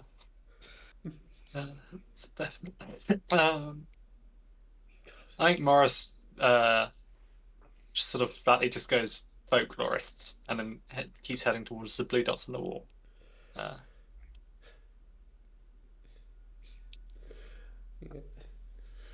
think Charlotte just talks to Fern and is just like, should we go over there? which there is Charlotte referring to? Alice. Um, Uh, yeah. Why don't you? I'm gonna try to keep an eye on the doctor over there too, but I'll stick nearby and holler if you need something. And I think I'm still just trying to, as best as I can in the dark, where someone has turned out our one good light. Um, Trying to keep just awareness of where everyone is in this big space. Mhm. Yeah. It's gonna be difficult, but I guess here's a question. Um, do you want a bit of supernatural help in that? Uh, well, that sounds interesting. So sure. Uh, Um, Let me just think how to phrase this. Um,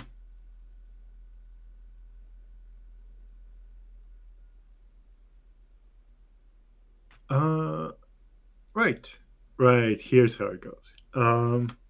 You feel a little torn, right? You want to be here. You want to see where these people are. You want to be there. You want to know where the doctor is, and you know there's a there's a strong pull in multiple directions, and if you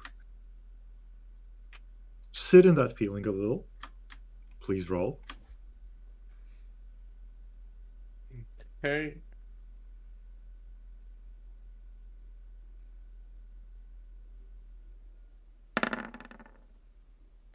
8. Okay.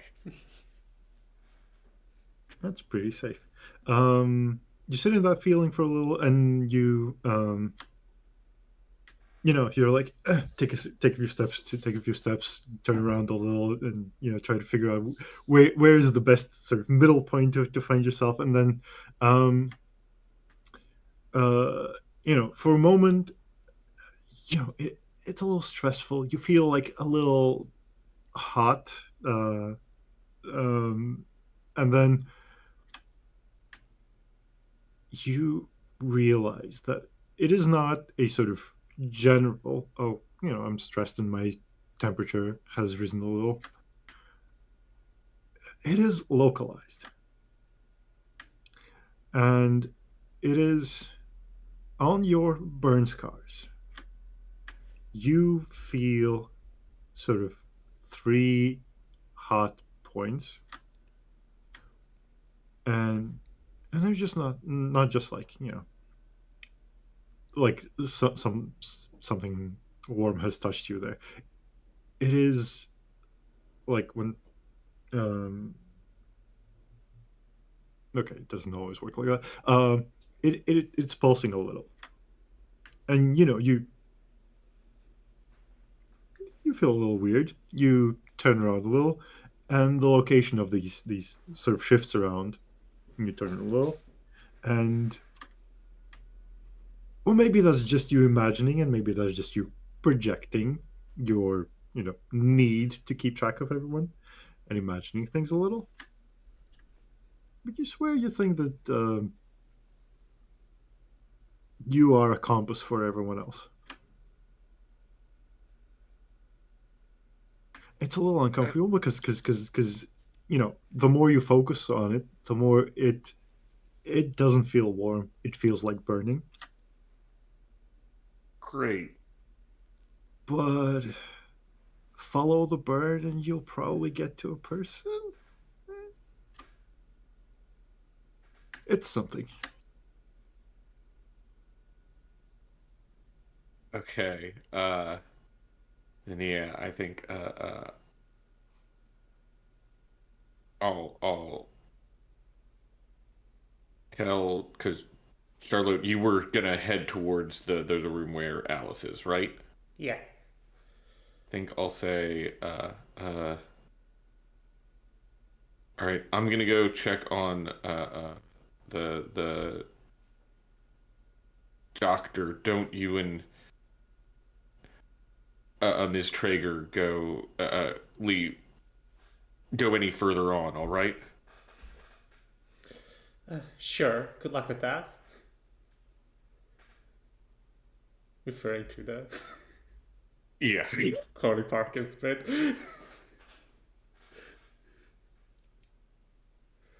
And yeah, I'll start trying to make my way towards where I guess I feel like Morris is. Yeah. Do you call out to him? Once I make a little progress in that direction, yeah. Dr. Cowling Perkins? Don't distract me. I'm onto something. What am I seeing at this wall with the dots on it? For a moment, Vernon, the direction's exactly correct. Of course it is. So yeah, Morris Cowling Perkins, you've reached a wall. It is Nice. It is like most of the walls here with these tiny patterns. And as you've been walking, you've noticed, okay, so, you've chosen one of these sort of glowy spots and headed for that. And it takes like 2 minutes between it glowing up a little. But, there are others across the wall somewhere. But now that you're sort of adapted a bit to the darkness and you know what you're looking for, you can roughly identify where it is. You get to the wall, and you find the spot where it should be. And you've been there for a bit. You saw it sort of light up, and it is in the fine fingerprint pattern of the walls. There is a spot that is like a round divot, roughly the size of a fingertip. And that is where, with this regularity, I wonder, has MCP heard or experienced sort of bioluminescence? You'd probably know it exists, I think. That's not out of the Okay. ordinary. It doesn't. I want to say this is more like the sort of shiny plankton style, less of the what are the bugs called? Fireflies. Fireflies, yes. Less of a firefly style and more of a bioluminescent fungus, bioluminescent plankton kind of a glow. But it is a little bit of that, right? It shines a little. It is not bright, but it's a bit. It comes on, it glows for a second and a half, and then it fades. What do you do about it? Well, I guess it's about the size of a fingerprint. I touch it. Cool. And the light stays, and then it slowly starts flooding out from that divot along the lines of the pattern, and gaining speed. It flows a little. It flows away in like three directions. You try to trace some of them with your eyes, but they disappear far, and it's hard to follow. But then one of them sort of loops back, comes close, and then goes away again as it fills in the larger pattern. And I want you to make a roll here. That's fantastic. Yeah. Just like a shout of remarkable, and he's laughing, I think. This is. Wow. 19. 19. Safe. For now. Right. But you feel a little bit of a pull from the pattern. Right. There's a, as the light runs around, you feel a bit of a, I want to follow that. maybe a little with your eyes. Maybe you want to trace along with your finger. There's a slight twinge of that. But as these lightly glowing lines spread out, fill in the pattern, they spread across the entire massive chamber. Right, you look down and you see that a few lines have lighted up beneath your feet. You look around and you see that there's like this web growing in every direction, slowly, slowly, slowly. This is going to take a moment, and you probably eventually take your finger away and it keeps going. But where this is going to end up is that the room is going to be lit. It's not going to be bright enough to really see by, but you will be able to, when being near each other, you'll be able to see each other as in Twilight. But people farther away will be more like black silhouettes against a lightly blue pattern.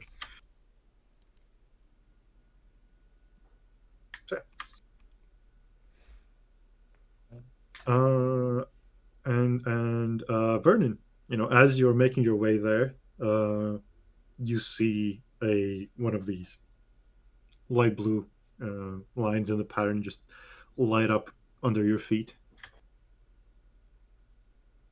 I think I like draw my foot back as though I'd like to try and avoid it or whatever. Mm-hmm.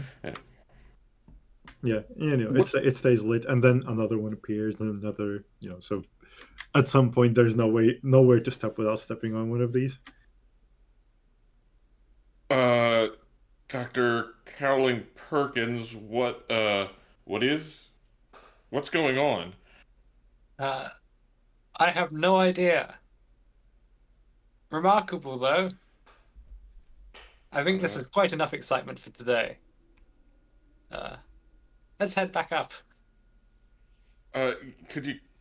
Why don't you turn the lantern back on? We need to get with Ms. Traeger and Ms. Beaufort. It washes out the bioluminescence. Imagine not being able to see all of this. Yeah, imagine that. We'll need to get everyone together if we're gonna try and head back up and dig our way out. Of course. Right. I suppose so. I'm going to turn the lantern on then, I guess. And we'll head back over to the other two. Yeah. Cool. Speaking of the other two, you've convened in this chamber of great goods. I think Charlotte is just like, so what's going on, Dan?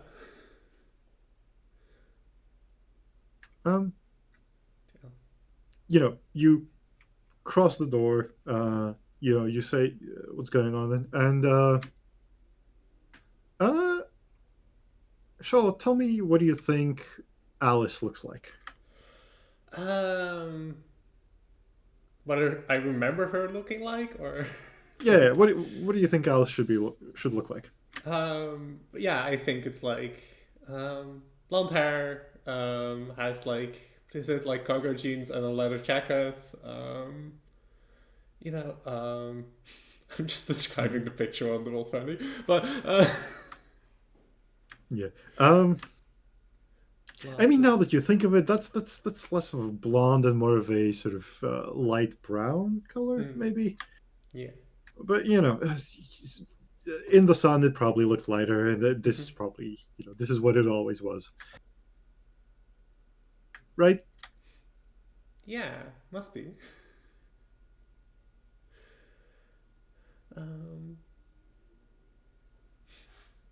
Yeah. Does Alice respond when I ask her the question, I guess? Like, what's going on?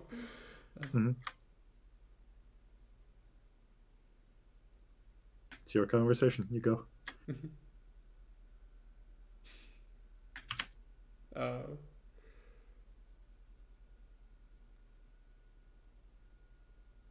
Jamie, are you there? Or... Yes. Okay. Yes. I don't Sorry. hear. Yeah, okay. I wasn't sure if you were saying something to me or if I had lost the thread completely. Okay, no, I think it's just Charlotte like walks into the room and it's just like, what's going on, man? Like, what's happening here? Why are you so distressed about this? I guess. I'm gonna show the two pendants. I think Charlotte is just like, yes. Why do you have two pendants? That's exactly it. One of these isn't mine. One of these was here when This we isn't. got here. I think Charlotte was just like, this is an ancient tomb. It's made for That's Christianity. what I'm saying. That's what I'm saying. What the hell is this thing doing here? I think like Charlotte like grabs the one out of your hand and looks at it a bit closer, and it's just like, it's strange. I mean, It's more than strange. It shouldn't be here. We need to get out of here. yes, it seems maybe a good time to reconvene, and I hope the planes have passed by now. Honestly, I'll take the planes over whatever the hell this is. I, it seems like a curious place down here. A lot of things that don't make sense.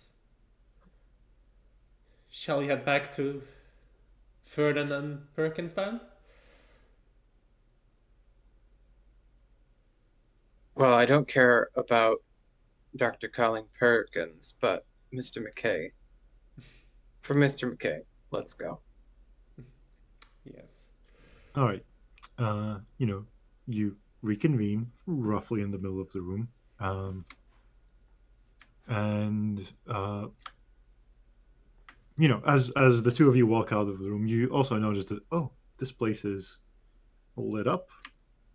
It's not bright, but it is light enough to walk by. You don't need to keep burning matches to see, which is nice.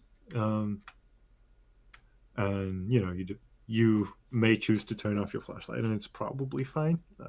You may choose not to. That's also fine. But you reconvene, and yeah, I guess let's talk about this. Yeah. What do you want to do?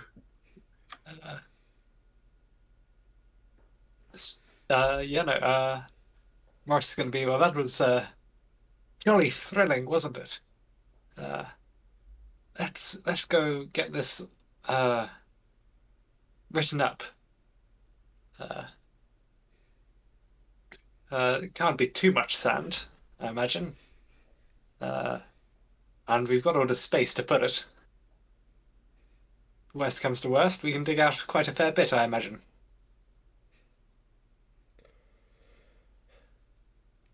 Yes, it seems like a good idea to head up back up to the surface.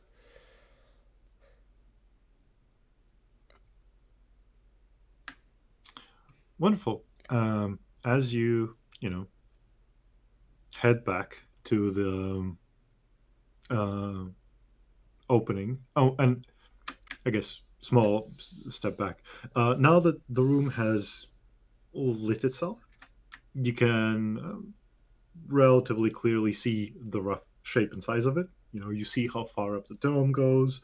You see where the walls are, and you notice that there's these doors and openings roughly regularly spaced. There's like 12 of them, and okay. So we came in through here. We went to that one where the amulets were. So we just go back here, and head up the stairs, and it's not the stairs. It is a room that's it is again, one of those a few meters across chambers. It has digging tools, or sometimes what remains of digging tools on one side, and it has scrolls on the other side. And let me tell you,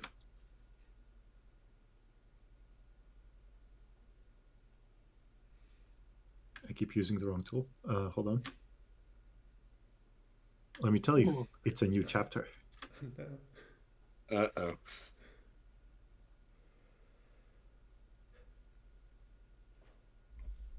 Yeah, you should probably change change fonts to be white. Oh, yeah.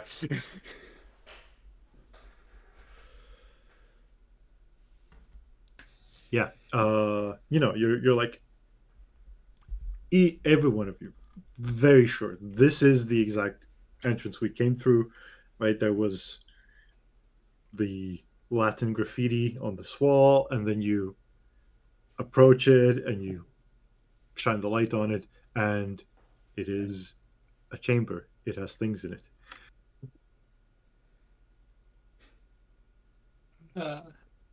Sort of. Well, now that doesn't make any sense. And then going off and trying other rooms.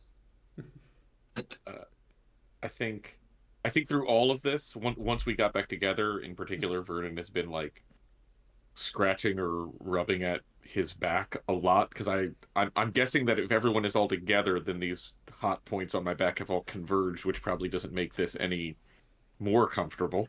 No, and they feel like they're larger, more intense, and it is so much more clear that what you're feeling is heartbeat, right? Because sort of, when everyone converges, you feel like it's pulsing slowly. There's a bit of stuff, and then you approach, and the door is not leading to where you expect, and all of them just go. Vroom, vroom, vroom, vroom, vroom. The digging tools in here, are they contemporary digging tools or are these relic digging tools? Relics. Honestly, give me a roll if you want. So on first glance, right? There's a small variety of materials. There's a bit of bronze. There's a bit of metal. There's some stone. And most of it is decayed and lost handles and stuff like that. But you can investigate further if you want. Well, yeah, I think if we're gonna try to dig back out, having some sort of tool to do so is probably a good idea. Mhm. Um, okay.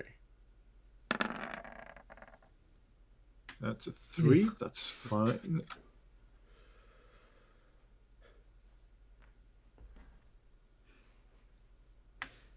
Okay.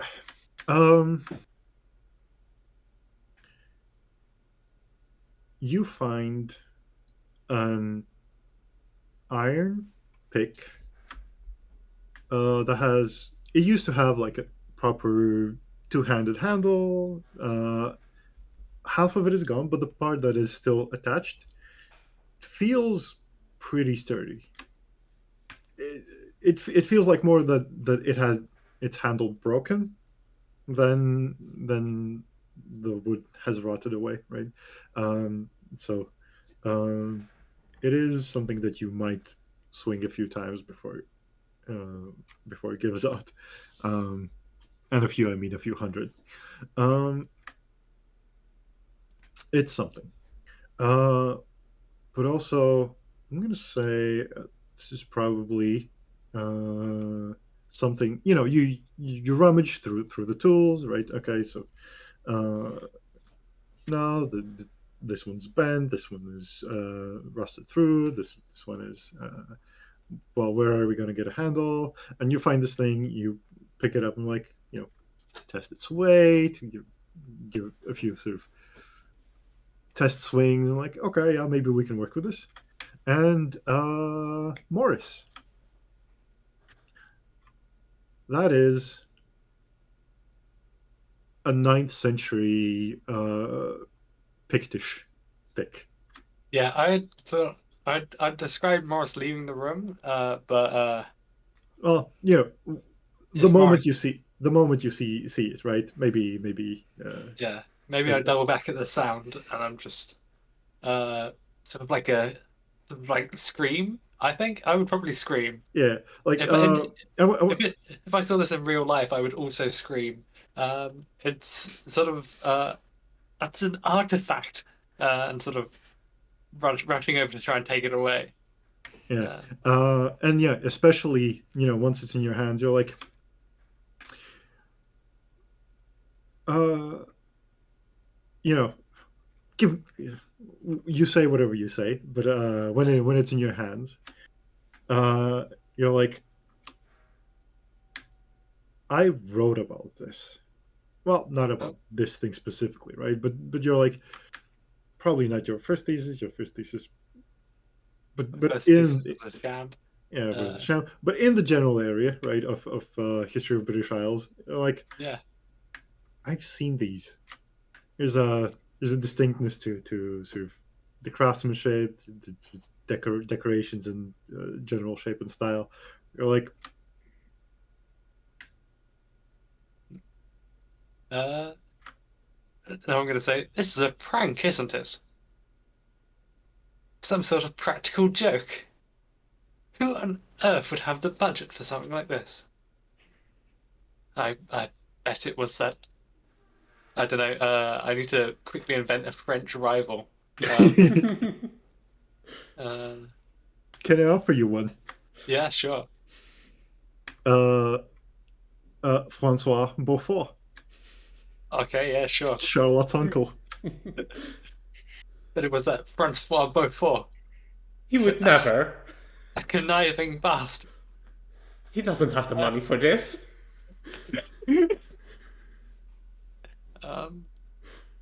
Yeah. No, but clearly he must have found a ruin and then led us here Why would just he, to discredit me. After why would he what do that impropriety. instead of publishing the research himself? I, He's a man of science, no matter what everybody says. I think I might have good cause to doubt your uncle. He left some quite unpleasant comments on my earlier works. Although it's probably deserved. I mean, out of character, yes, but in character, uh, you best watch your tongue. Clearly, there is nothing of worth. Well, there is something of worth here, but until we find out what's going on, we cannot be certain. We must go find the stairs. Morris, two things. Yep. Right. Do you have facial hair? I don't think so. Okay. Is your hair long? I'm just using the picture that I've Okay, got. just so it's that about picture. length. Fine. Okay. Yeah. Well, it feels, you're a little flustered, and you Yeah. notice you've got a hair in your mouth. Yeah, I've got to spit it out like normal. And it's doing that hair thing where you're like, it doesn't come Yeah. out, and you try to get it with your fingers, and eventually you pull it out, and looks like your hair, but and but also give me a roll. Sounds good.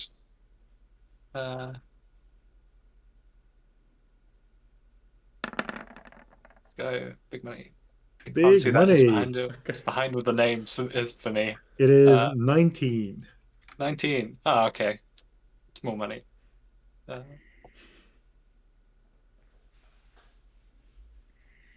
That should be 45% now. No big. Just around the half chance to immediately die on every roll. But yeah, there's. It just feels like you're uh, it feels like, you know, you keep saying this is a prank, this is a prank, because what you're seeing feels impossible, right? Yeah. And not just, okay, sure, we can assume that a lot of people from a lot of places came together and built this thing, whatever, possible. We might even imagine other people have stumbled here, have left, writings on the wall before, possible. Even amulets, possible. I mean, he Digging doesn't in, trust the folklorist. yeah, sure, Uh, but should we say even that? but even that one doesn't immediately sort of shatter your sort of, Yeah. that could still be possible. Someone came through, died, left their amulet, whatever. Stuff might happen. Nobody, in your understanding, nobody would come here with, yes, I am here prepared for serious digging in 900 AD from Britain, right? And it just jumps out of the narrative fully. But you keep it together for now. Everyone just calm down. We'll find the stairs. Doctor, that may be an artifact, but it's not going to do any of us any good if we don't dig out of here. So, and I think I just reach for you to hand it back to me. I'm slightly aghast, and I say, this may be the product of a prank, but it's still, to my eye, a valuable piece of our history. And besides, what are we hoping to dig? We cannot dig a full flight of stairs. We must simply find them. And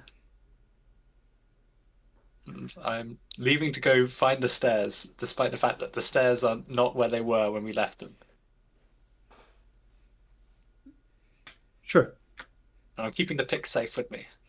Mm-hmm. Slightly. Yeah. Alice.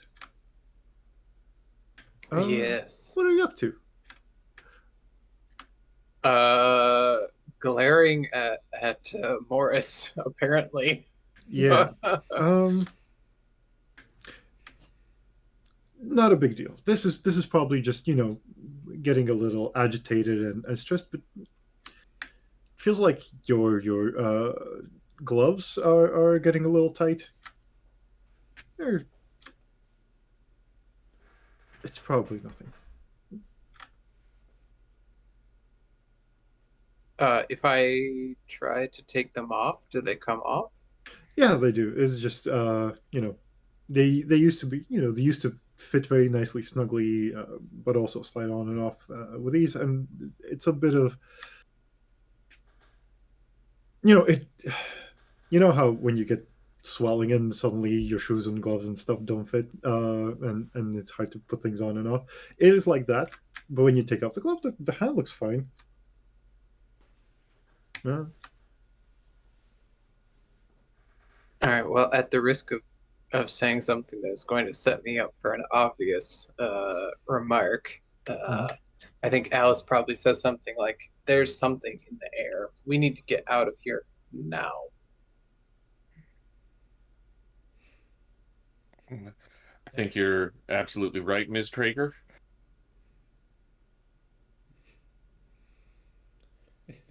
Finchel is just like, yes, that was what we're trying to do, is it not?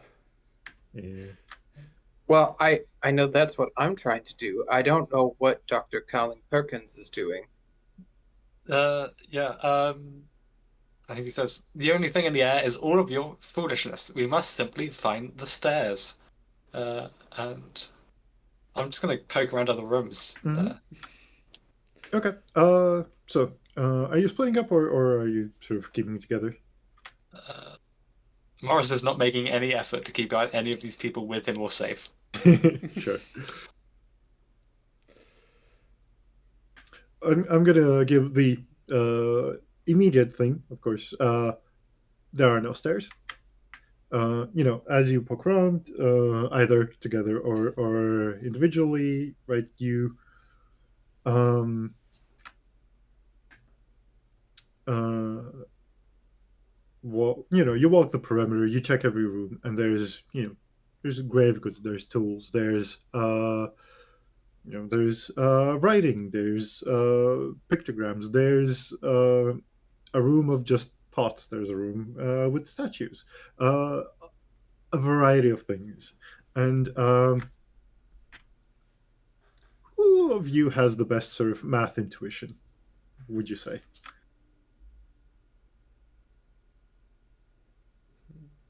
I mean, he can do maths. He didn't fail it, I suppose. That's Yeah. Morris's. Who would be someone who notices sort of number patterns the most? Yeah, it doesn't have to be really good at that.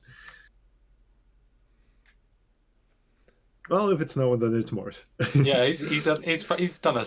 I mean, I don't. Yeah, archaeology won't get really into statistics for another 30 years. But Yeah.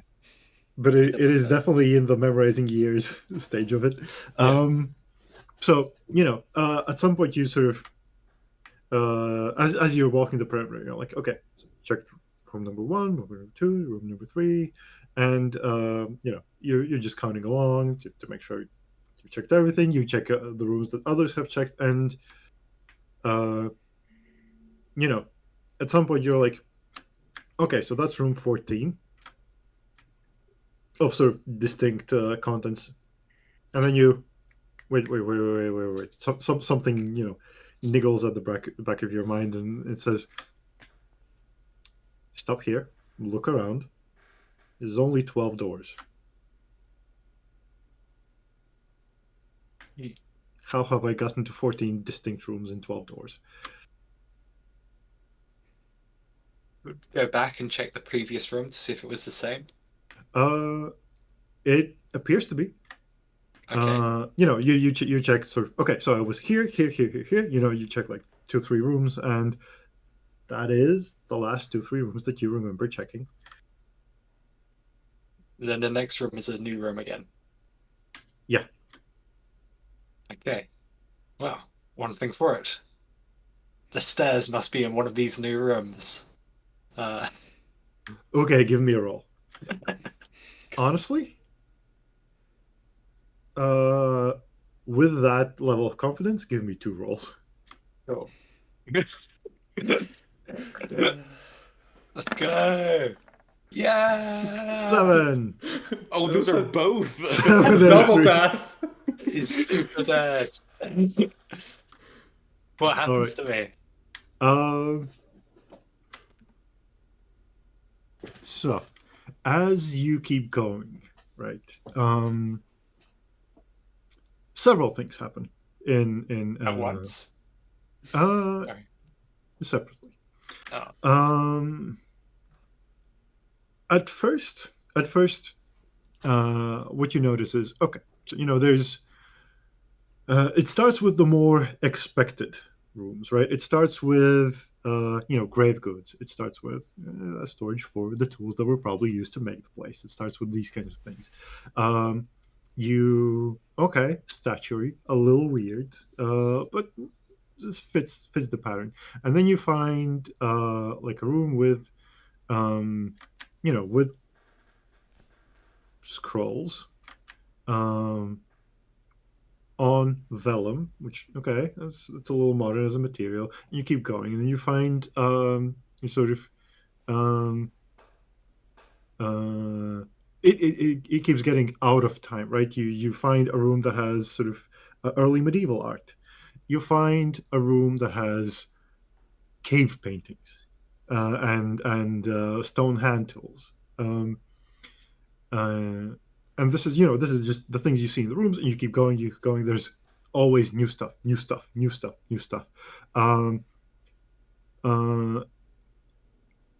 that's your sort of direct experience. Along the way, leaving one of these rooms, you I don't know, you hit a snag on like a nail or some stone piece, right? And you felt like, oh, maybe like your jacket has a loose thread and it's now trailing behind you. But you're like, no, I have to this is getting weirder and weirder. I have to push on. I have to keep going. You check a room, not a stair. Keep going. Check a room, not a stair. Check a room, not a stair. Yeah. Check a room, not a stair. Keep going, and it starts giving you. You start seeing a room that's just Renaissance halberds and muskets. Not and- stairs. Keep going.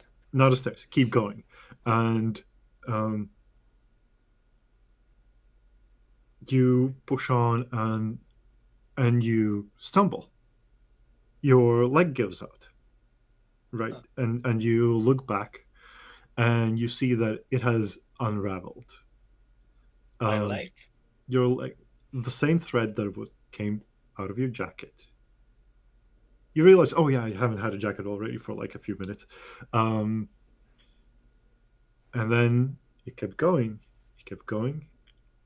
and you look, and you are slowly unraveling into a thread that's just stretching behind you, and it's a thin thread. Okay, so you see it to the next 4 rooms along the wall, and you don't know how far that goes.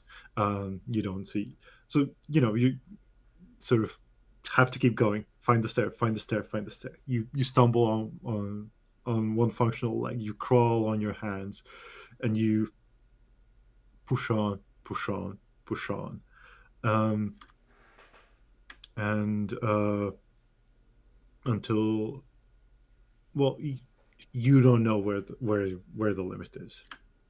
Yeah. At some point, you're fully unraveled. You are just a thread in a spiral somewhere. Neat. Can I find the As stairs? no, you run out before you find the stairs. You find a room that has like the last room that you can sort of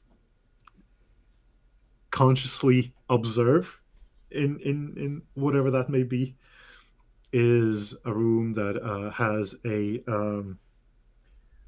it looks like a desk, but it is made of metal, and it has lights on it, and it has sort of switches and buttons, and like 2 big reels and some kind of tape going between them, and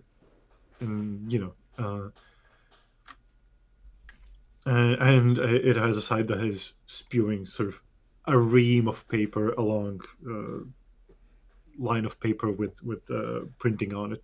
Just keeps falling out, and you don't know what that is. You've never seen a computer. Computers have not been invented yet. I'm just sort of laughing. I think. Yeah. And then I into thread. Yeah. How ridiculous. Yeah. As for what everybody else sees,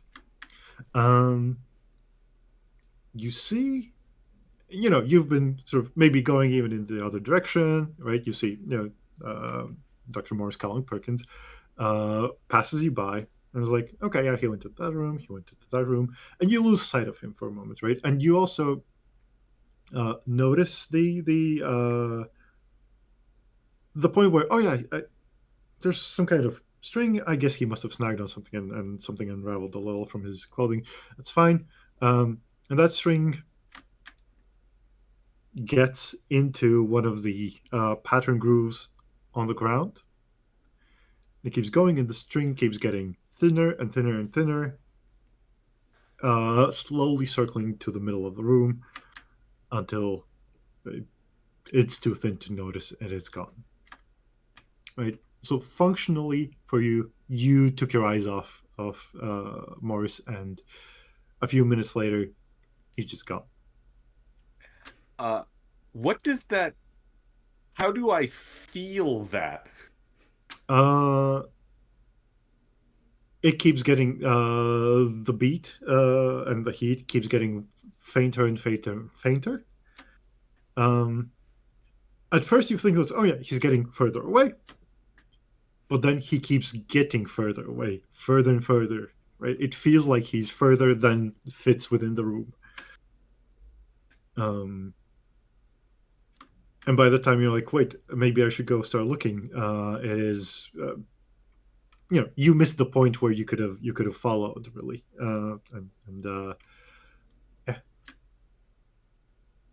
Dr. MCP has become an SCP.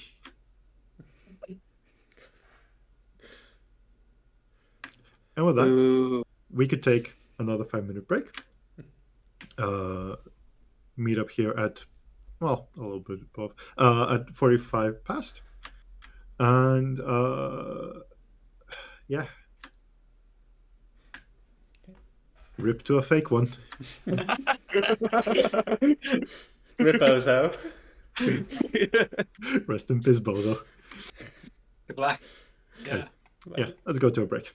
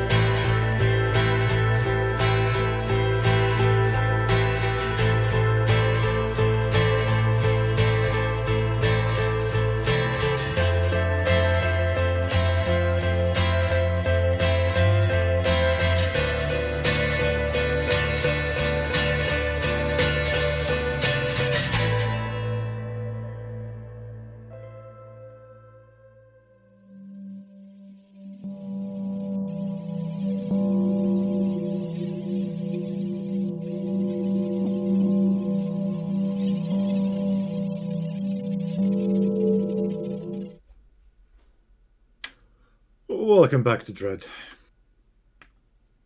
Something dreadful has happened to our archaeologist Morris Cullen Perkins. Oddly, nobody seems to be too sad about it. But we'll see how they feel in a while.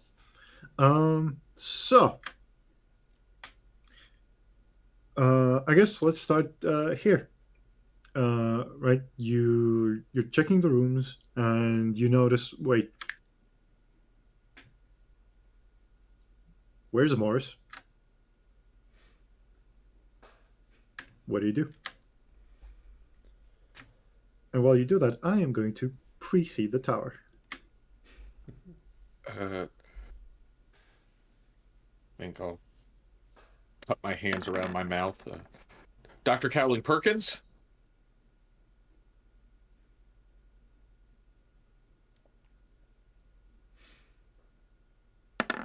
Nothing.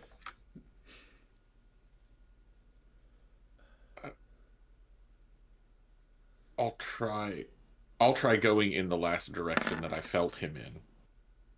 Mm-hmm. I want to say you that takes you sort of across the middle of the room. And right, you don't have the guidance anymore, right? You can just follow that direction, and you know there is a door on the other side, but that's about all.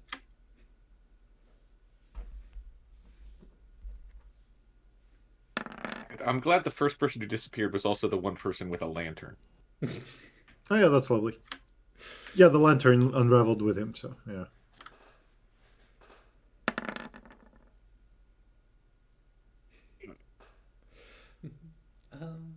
Yeah, Oh no.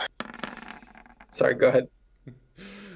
I think Shala is just like, oh, I think like when Perkins left, I think she did a little bit of staggered French beneath her breath as he went away.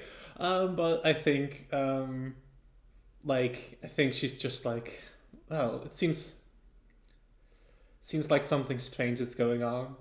Just following, just trying to find the way out might not be our best option. We might be better to look at what is around us, see if there's any clues. And I think she's gonna. There were some like scrolls in the room we were in. Yeah. You said before. Yeah, I think Yeah, Charlotte is gonna look at those. Mm-hmm. Cool.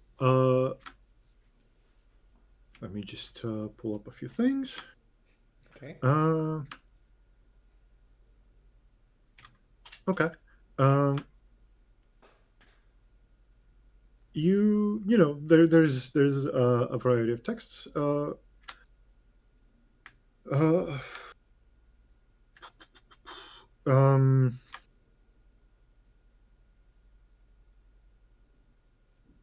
wait, this. Where did it? I have too many tabs open because I have prepared too many things. You know. I'm gonna give me a roll. Okay. Because I guess in this case it's more about sorting through the stuff, because there's various sort of religious prayers which feel like generic prayers for good health, right? You gotta sort through the stuff which might just be incidental, which might be relevant. Okay. Roll for that. It's a 7. 7. Good. Okay. I'm going to say you find 2 texts that are interesting to you. Text number 1 is... oh, hold up. Some cat wrangling. Okay.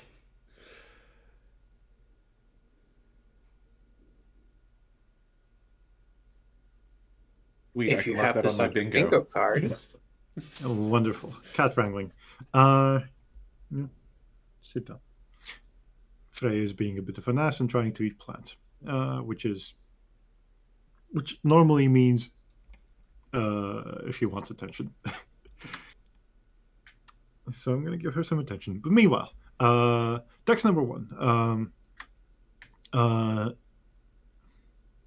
what is your most non-European language? What language would Charlotte know that is the farthest from Europe? Hmm. Think probably. Think probably like maybe Mandarin or something. Like. Okay, cool, wonderful. That one is easy also because it comes with its own writing system. So it catches your eye because Mandarin. Okay, did not expect. Let's have a look. What does this say? And it is the clearest thing you found about the situation. Right.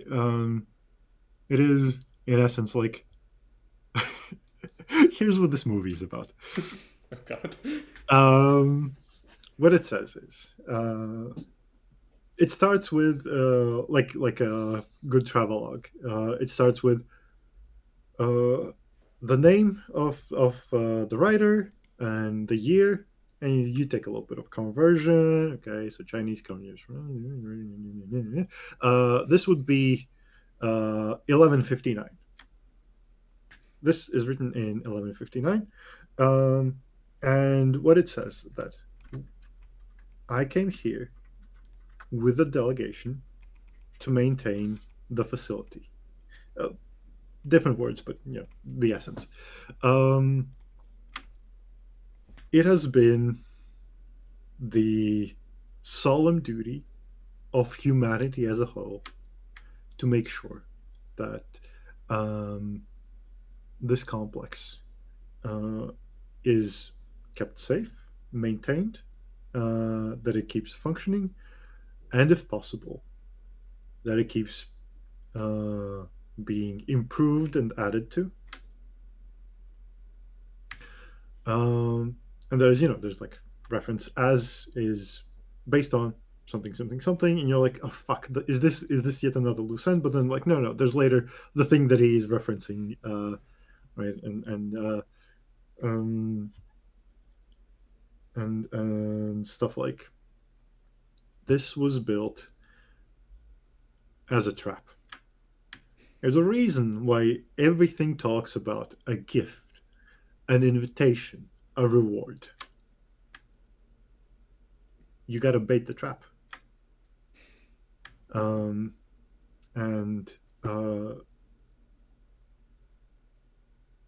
the author here doesn't know in detail what the entity was, why it was such a threat, why it was so dangerous.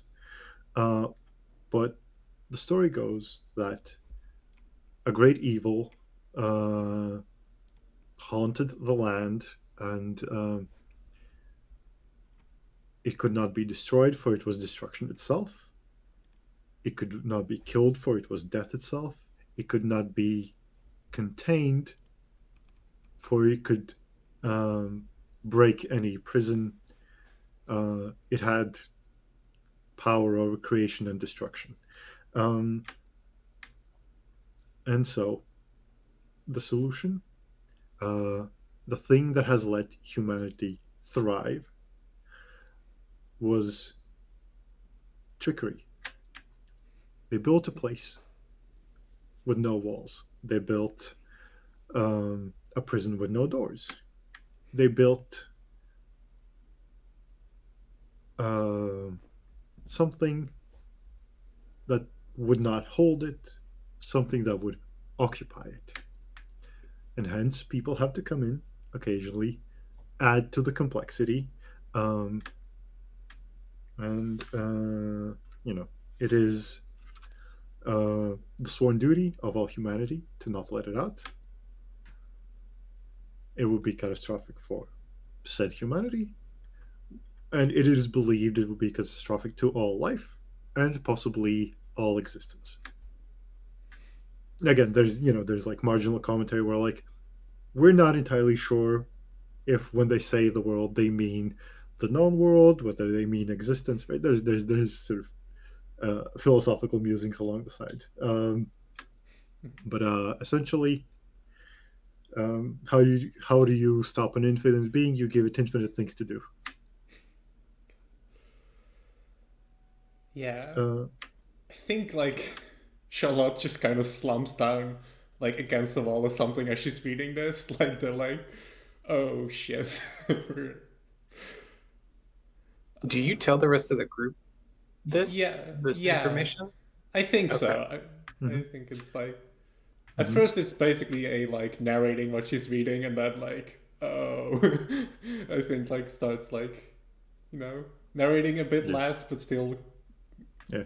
yeah. So let me rewind a little bit because I think this is the thing that's going to take most of your time. And you're like, oh, Chinese, interesting. As you're still sort of browsing, the other thing you find, which catches your eye, is um,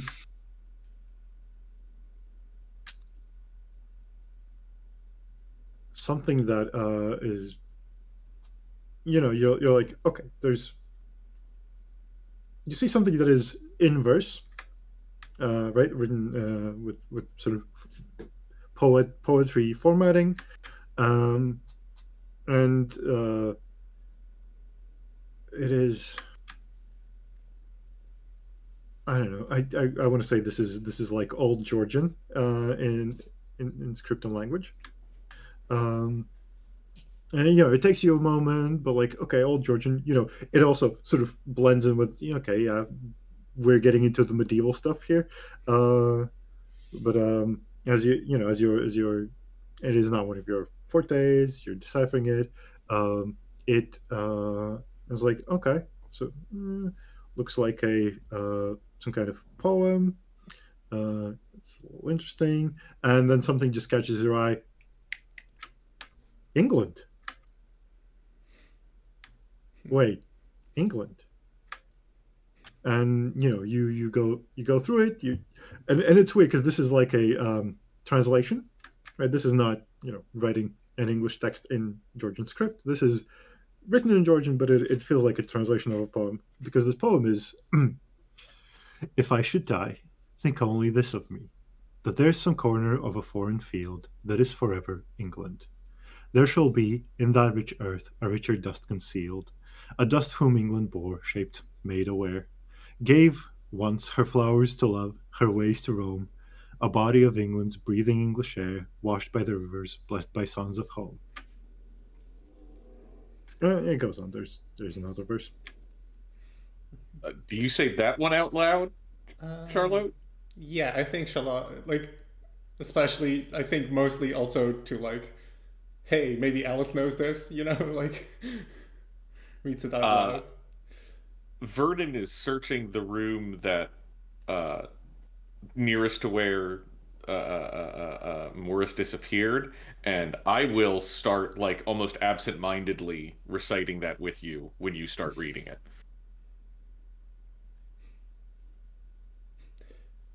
You know this first, Vernon? Uh, uh, yeah, yeah. How, where did you find that? It's in the scrolls. Ooh, if I may add a detail, Okay, sure. I want to say it's more like Charlotte sort of reads it, and then Vernon corrects her because you are back translating from Georgian, Yeah. and Probably didn't get the meter quite right. yeah. It scrolls. That's a poem from 25 years ago. It's written here in Georgian. It's It's not from Georgia. It wasn't an American. It was an English poet. yeah, the Sorry, I just got it.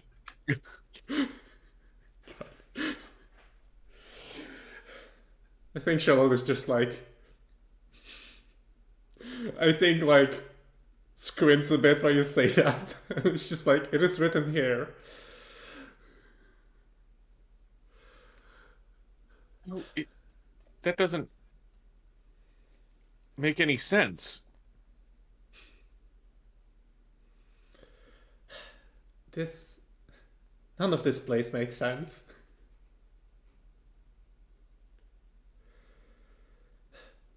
There are languages from all across the world here. There is a scripture describing how this is a trap to capture a being. I do not know if we can escape this trap.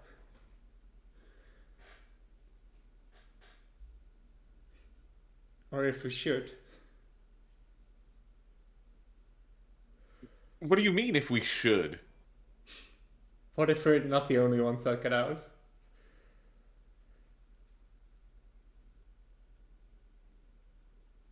What are you... Miss Traeger, do you have any idea what she's talking about? Alice is like nervously like stress smoking and like saying softly, she's praying and she's saying, Ave Maria, gratia plena, Dominus tecum, benedicta tu mulieribus, et benedictus fructus ventris tui, Iesus. Sancta Maria, Mater Dei, ora pro pectoribus nunc, et in hora mortis nostrae. And she just says that over and over again. It's like she's not even paying attention to what's going on. I want all of you to make a roll for, reality-shattering realizations. God.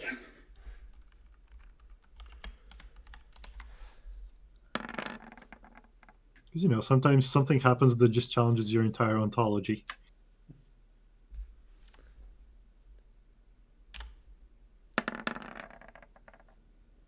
Ooh, okay. Safe. Ooh, a little spicy. 7s are going to be our downfall. Oh, yeah.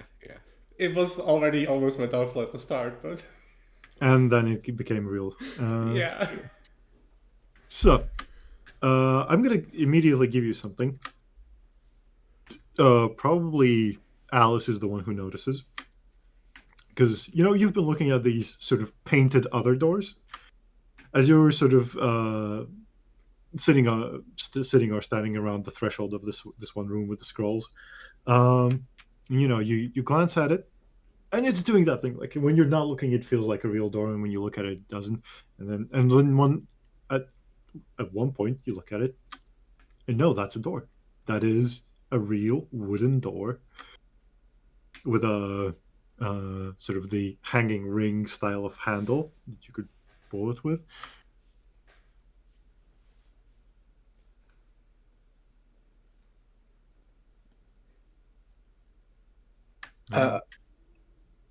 I think Alice goes for it, just bolts for it. She wants the fuck out of here. Cool. You pull on the door. There's like a thick curtain behind it, and you push through. You pass through it. It doesn't slam shut behind you. It sort of creaks a little closed, right? And you find yourself in this. It's like a small hall, or like a large living room, something along those lines. It is carpeted. There's thick curtains on the walls. It is bohemian a little, and there's people sitting on pillows. There's a few sort of armchairs. There's a fire in a fireplace on the further corner, in the less carpeted corner because fire hazard, and they're all sort of sitting in a loose semicircle around a person with a guitar, who is, and you don't know any of these. Yeah, you don't recognize any of these, except that the person with the guitar is singing a song a song you know all too well. Right? As you sort of stumble in, it's on the part where, whom I never shall see no more, but to and fro in my dreams I go, and in kneel and pray for you. And sees you sort of stumble and interrupts, mm, oh, Delas, are you all right?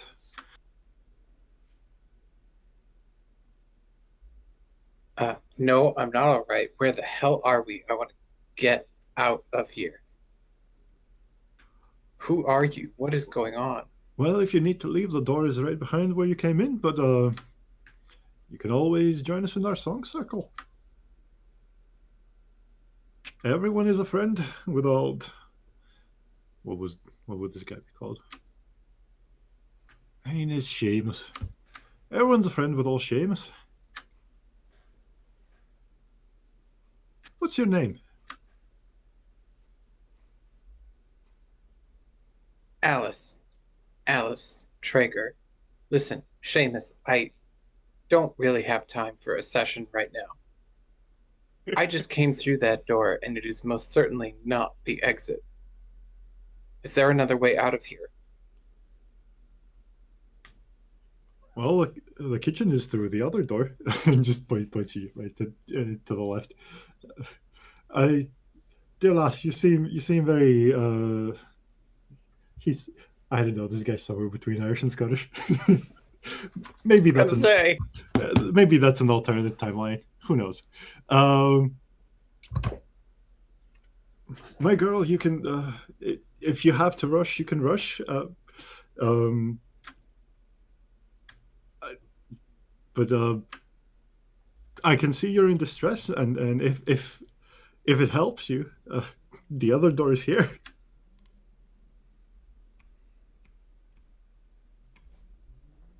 Great. Thank you, Seamus. Slang and all that. And then just bolts for the direction of the kitchen that Seamus pointed out. Yeah, you crash through the door and you find yourself back in the room with Charlotte and Vernon. Oh, hell. Did we see all of that, or did that look different for us? To you, she just went into the door, and 20 seconds ish later came back, equally as distressed. It is also, to all of you, a little surprising because wait, hold on, that door's real. Cat, stop eating my telephone, please. Oh, what did it feel like when she was in the other room?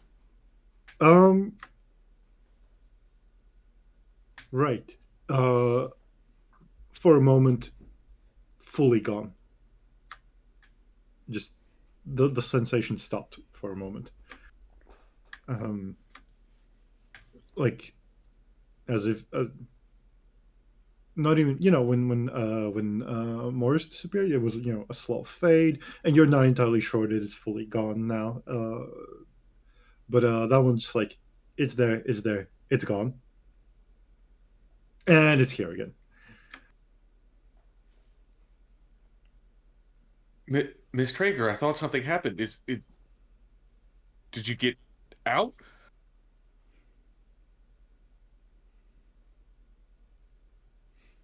No, or I wouldn't be back here. Mr. McKay, Miss Beaufort, I don't know what's going on here, but I don't think we're getting out.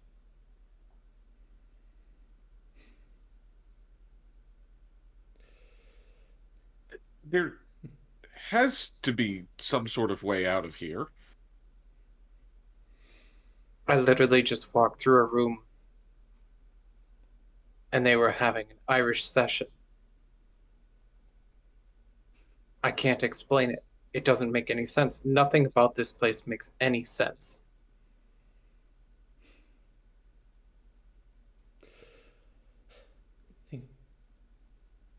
Also, now that you look at Alice as she's returned,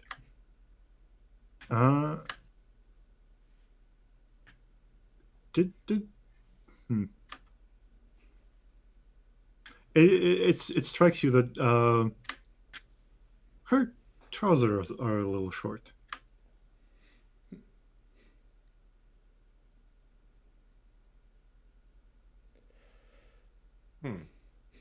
Oh, scandalous. My ankles are showing. I think Charlotte is just like, what happened to your pants? And now that it's been pointing out to you, oh yeah, they feel kind of tighter around the leg.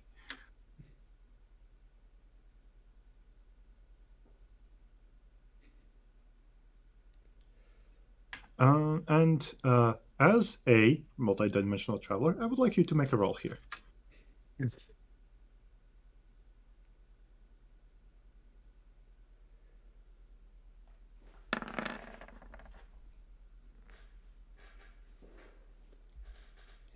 Well, it's fine. I was almost hoping to die by tight pants.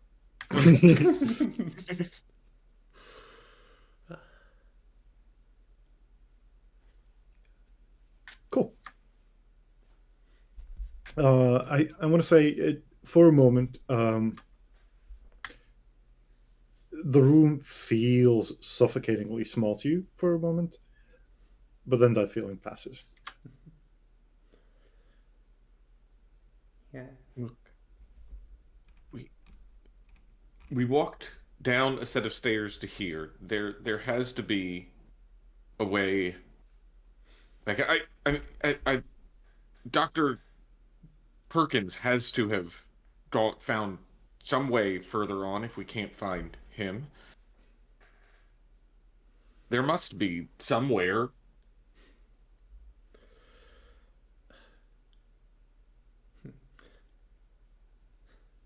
Halcyon, like, Yes.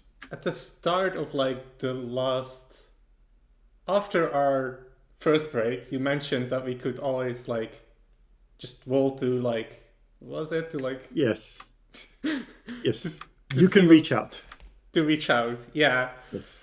I think Charlotte at this point is just like, some weird shit is going on here. Clearly, trying to do logical stuff is not gonna work here. I'm just gonna like try supernatural shit, I guess. Very good. Very good. So yeah, Charlotte's gonna reach out. Do you want to frame that a little? Is there sort of are you like asking for guidance, asking for directions, asking for answers? What kind of reach out is this? I think Charlotte is like kind of doing this privately in a way. I think she takes one of the scrolls, like a bit of empty paper or something that's around, and I think she starts to like write down like one of the prayers that was on there in like French, in addition to this, or maybe like a song from her childhood or something, and writes it down. Yeah, that sort of thing. Like, tries to emulate what's going on here in a way. Okay.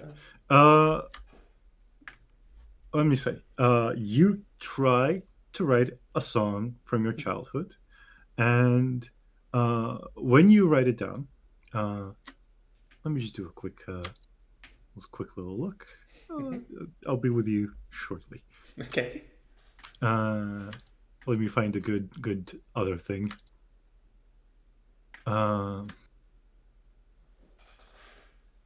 Right. So you feel like, I want to say, before we roll stuff that does happen. You feel like, okay, so what kind of something about breaking out, something about getting free or something, and you think like, I don't know, something like I want to be like a bird in the sky or whatever, that kind of vibes. And when you look down, what you've written down is like and the player's gonna play, and the hater's gonna hate, Oh hate. no! I'm just gonna shake it off. And like, yeah, you are. And so give me a roll. Yeah. Is it in English, by the way, or is it like French or something? Or No, it is what is your native language? French? Well, then it is translated into French, Okay. right? Because you connect to sort of the concept of the lyrics, and then just like, oh yeah, you produce it in French. 19, good. Yeah. And you look at it and like, wait, what is this? Where did this come from? How do I know this? Because you're like, right, that catchy song. Where does and it is this holding two truths at the same time, which are incompatible. The song does not exist yet, but it is also a beloved song. How did this happen? And you follow that thought, and it's like it is like a door is opened. It is like going from a dim room, stepping out into the very bright sunlight. You are overwhelmed with a knowing. And what you know is the length, the immense length that is time. Right? You feel, so you, through memory and through other ways, you realize the nature that is something that has lived for thousands of years, but not like, oh, I'm telling you 1,000, and then the word for 1,000, you have a sense of the value, and then you put it together with a year, and it's all very abstract. No, what you are experiencing is the passing of every second within 1,000 years. And on top of that, you experience the length that is all of these alternate pasts, all of these possible futures for hundreds of thousands of years forwards and backwards. And you just have and this and you have a little bit of a sense of like outrage, of being upset, like someone has done you a great injustice, and then like, no, that sense is too big. That sense is 100,000 years long. You have to sort of work a little with your sense of self, sense of identity, and like, these are not my thoughts. I am this little speck. How old are you? Charlotte is like, I think, I don't know, like mid to late 20s, I guess. Okay, these 27 years, this tiny grain of existence, and you zoom in on that, and you feel every second that you've lived, right, with perfect clarity, and how that is nothing. And so you cannot have this 100,000 years of outrage. And so you start to find yourself, no. I am a grain of sand.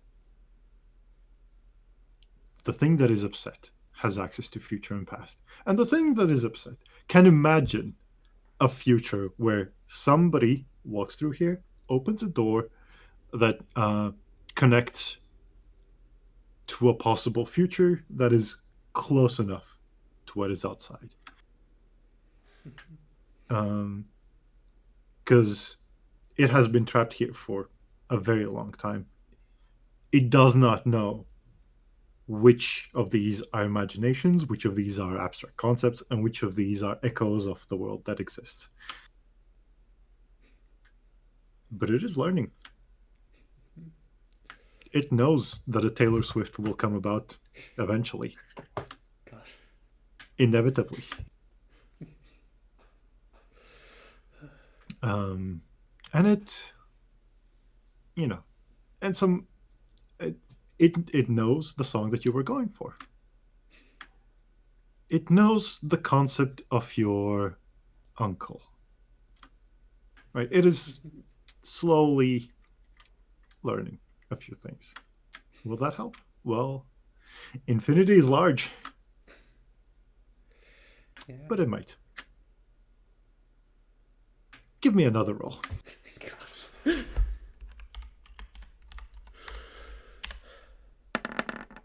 It's a 10. Yay. You hold it together enough and snap out. This knowledge is in you. It exists in the background, but you regain control of your senses, more or less.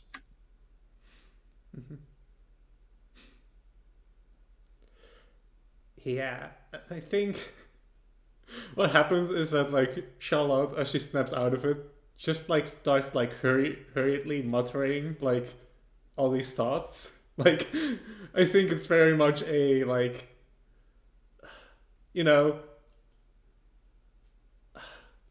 you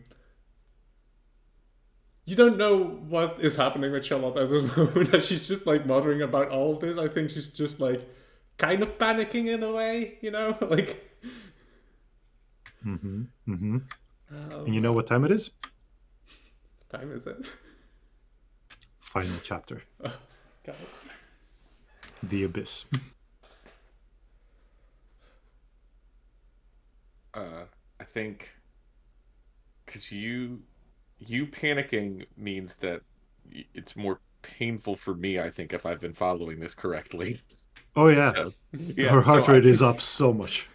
I think I'm crouching down next to you and being like, Ms. Beaufort, I need you to calm down now in a very uncomforting way. I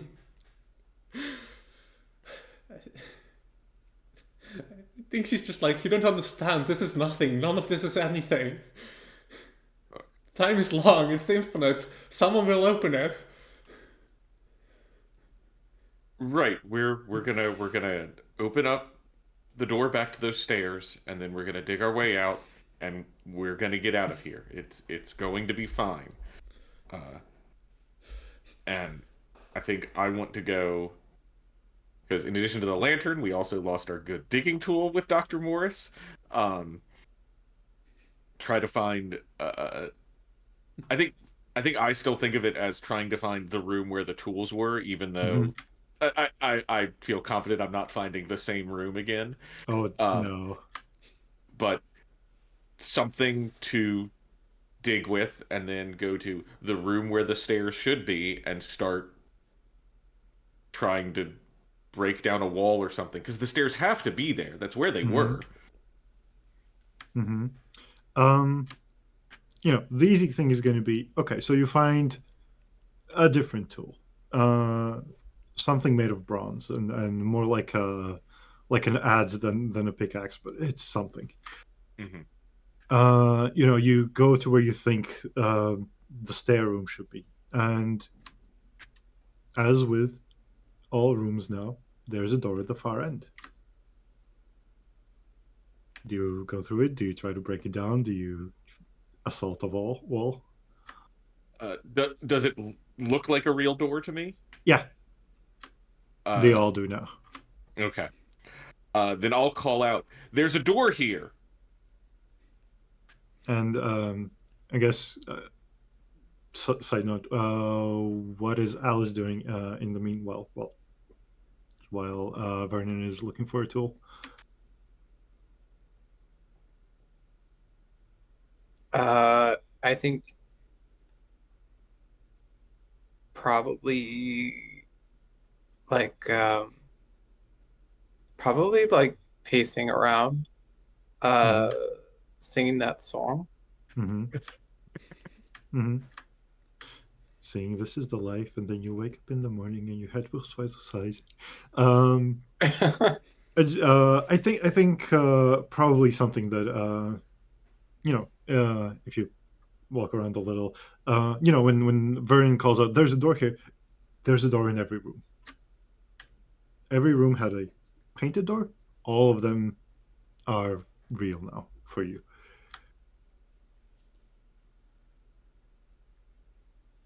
So that's a thing as you hear him call.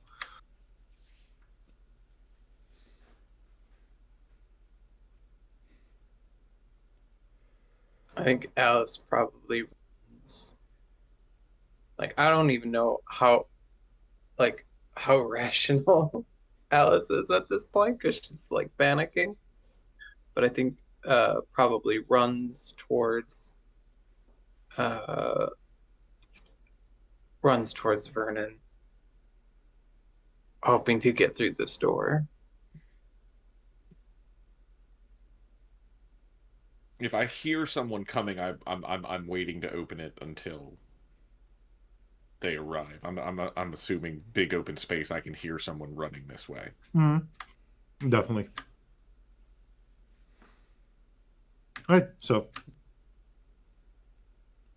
when you open the door, it seems like it's dark in there. But you both step through, or just Alice? Uh, I'll definitely step through cautiously. I'm not like forcing Alice to come with me, but also if she is coming with me, I'm holding the door open for her to do so. Yeah, she's gonna go through. Okay, so you step through, you bump into what feels like a shelf, and it's dark. It's quite, and there's sort of tiny streaks of light coming from above you. And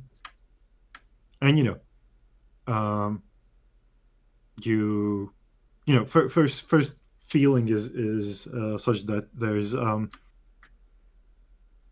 it's a little stuffy, it's dusty, and there's a bit of like an overbearing silence from it, and your first impulse is to wait, you should listen, and as you listen, you hear above you the creaking of floorboards. You hear a quiet whimper, someone crying, someone in fear, and then you hear door sort of slam open, heavy footsteps on the boards, which you put together. There's floorboards above you, right? Clunky, heavy boots. And with a sort of stern voice, "Wo sind sie?"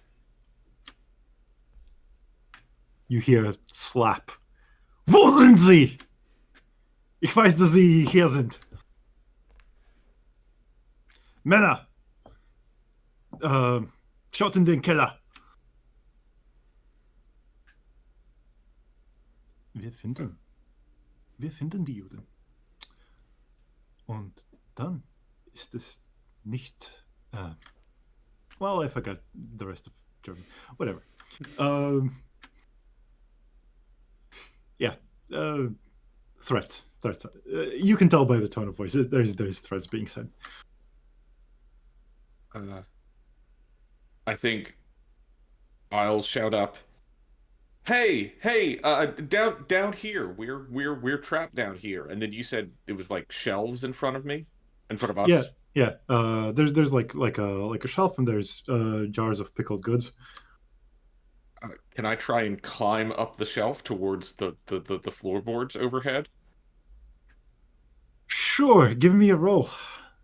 And just to see if I'm gonna make this a harder roll on myself, Yeah. if Alice wants to try and climb with me, I'm happy to help her Yeah, up. yeah, sure. You can pick up that roll. If Alice, how do you feel about the situation? Scared shitless. I'm trying to think which fear is stronger. Like, I think like hearing shouting in what is presumably German would be really alarming for her. Um, but also the desire to get out has been like the driving force of everything she's done the last little while here. Mhm. Yeah, I think she'd probably, even though it doesn't make a whole lot of sense, I think that's kind of the point. She'd probably try and climb up, maybe even at the expense of McKay, like trying to climb over McKay. Yeah, sure. I think that's still McKay's role in this case. But yeah, roll twice. Okay.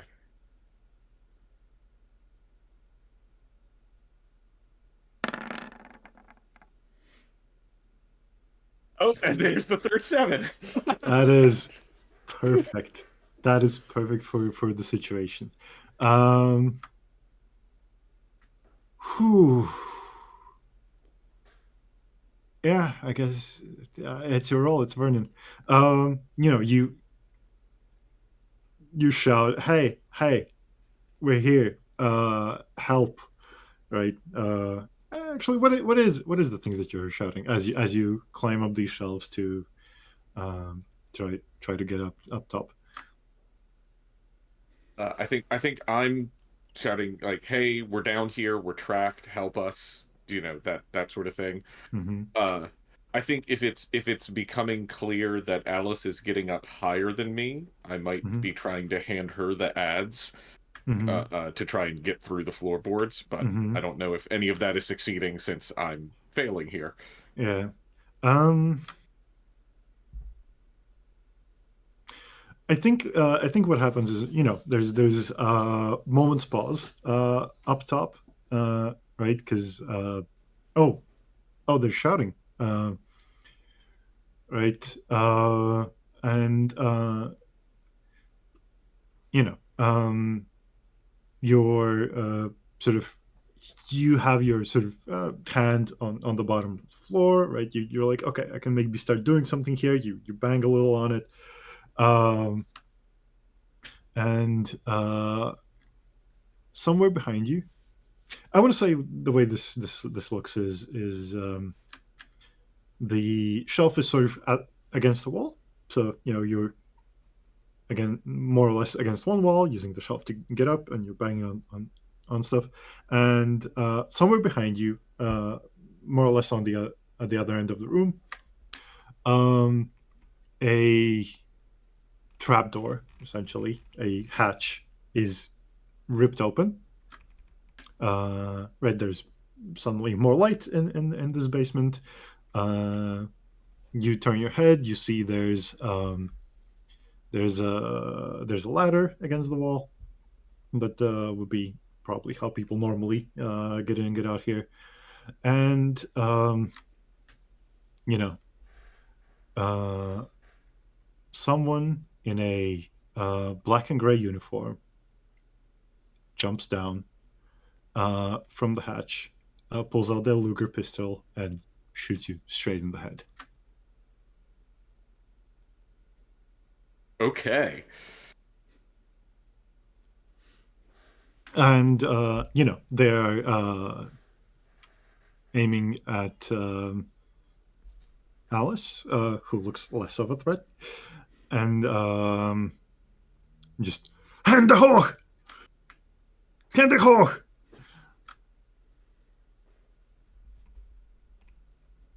And we'll get back to that in a moment. I'll just need to clear our rolls.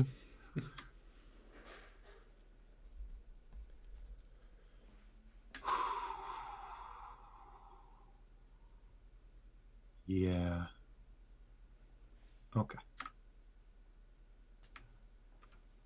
Well, did anybody have shot by Nazis on their bingo card? Didn't. No, you gotta punch him. Right.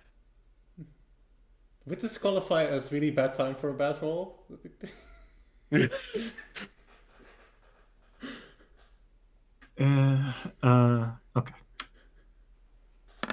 No. Let me see this with our new results. But meanwhile, Alice, you are held at gunpoint by a man clearly wearing an SS uniform, and you know there's more of them upstairs. Here's your chance to think about what you want to do with the situation. There's also a bit more light in this room now, so you can get your bearings a little.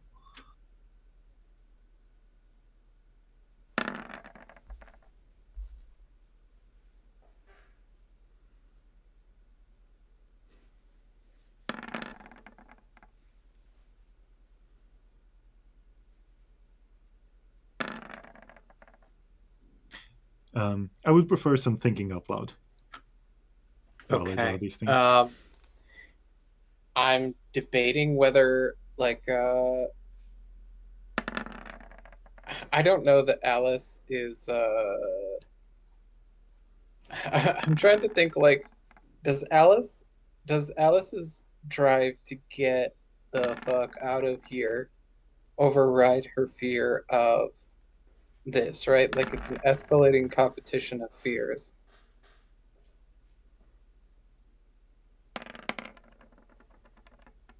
I kind of think Alice throws her cigarette at the Nazi and tries to scramble up and run, even though it does not make any sense to do so because there's no way she can get away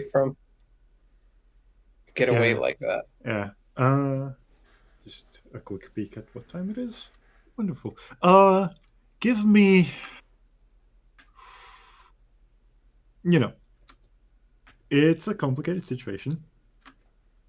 You are in very grave, very immediate danger in a very dangerous context.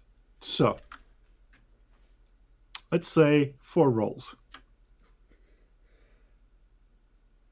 With 4 rolls, you can take them by surprise and get out of this house.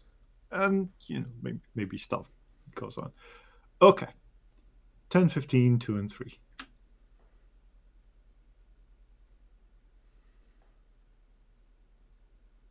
3. Yeah. Maybe they really didn't expect that kind of reaction. Maybe you're quicker, stronger, and larger than you thought yourself to be. In fact, yeah, one of the things that happens, right? Sure, you do the thing. You throw the cigarette. You try to run. You try to scramble up the stairs and out the house. That was the idea, right? Right. Yeah. As you rush past the Nazi, you push him, and he doesn't stumble. He goes flying. Right. So that's your punch a Nazi. And you scramble up the ladder. You see, for a brief moment before you get out, you see, a very scared woman who, honestly, as much as you can gather, was not hiding any Jews here. She was just somebody pointed out as a collaborator. And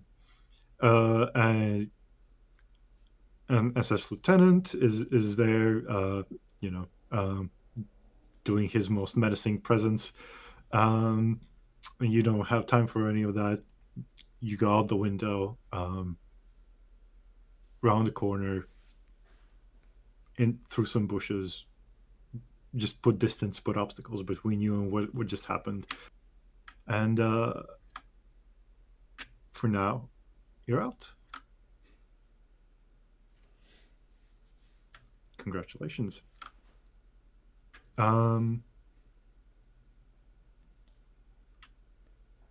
Charlotte, Yeah.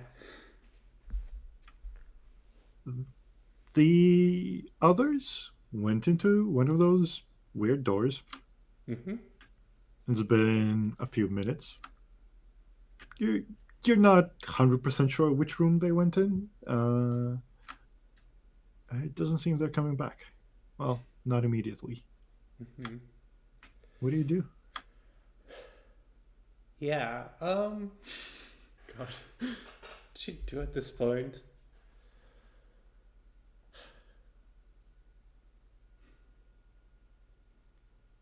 I think. Hmm. 'Cause I think Charlotte starts looking at the rooms, like what's in there, like is there Mhm. anything useful here? You know, I mean, I'll say this, I think Charlotte feels like she has a pretty good view on what's going on, and Mhm. is I think also kind of unsure of what to do because it seems sort of impossible to escape, and also it might actually be really bad if she does, you know? Yeah, that's kind of the point. She's a smart cookie. Yeah, so I think in a way, I think she's maybe just trying to find a place here that is okay to stay at. You Mhm, know? mhm. Sure. Give me a roll.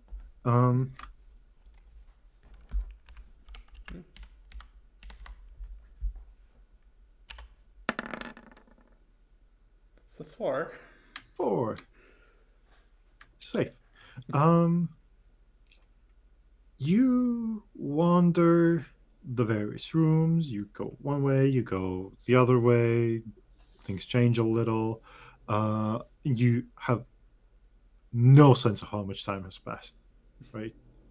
It is already difficult to keep track of time in the context of underground and darkness and everything. But in addition, I just when you try to experienced. when you try to think, wait, how long does it take me to go from one door to the other? You're like, I don't know, 2 years. Yeah, I Your just experienced the millennium.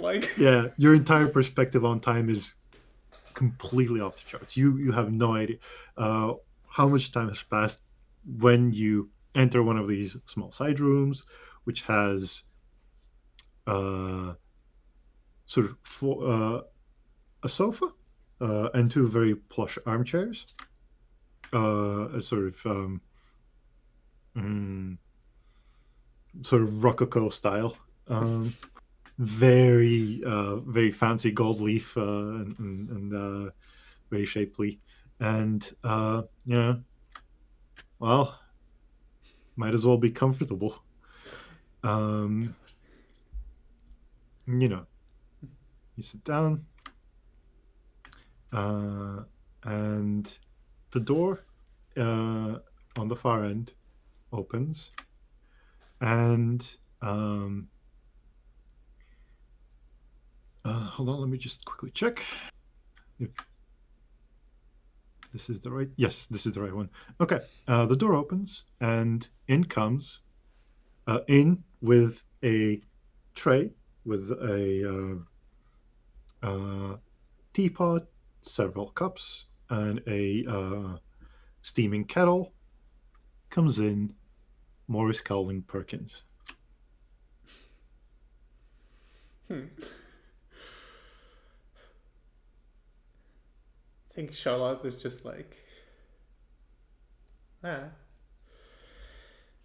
you also found a peace with this place, I guess.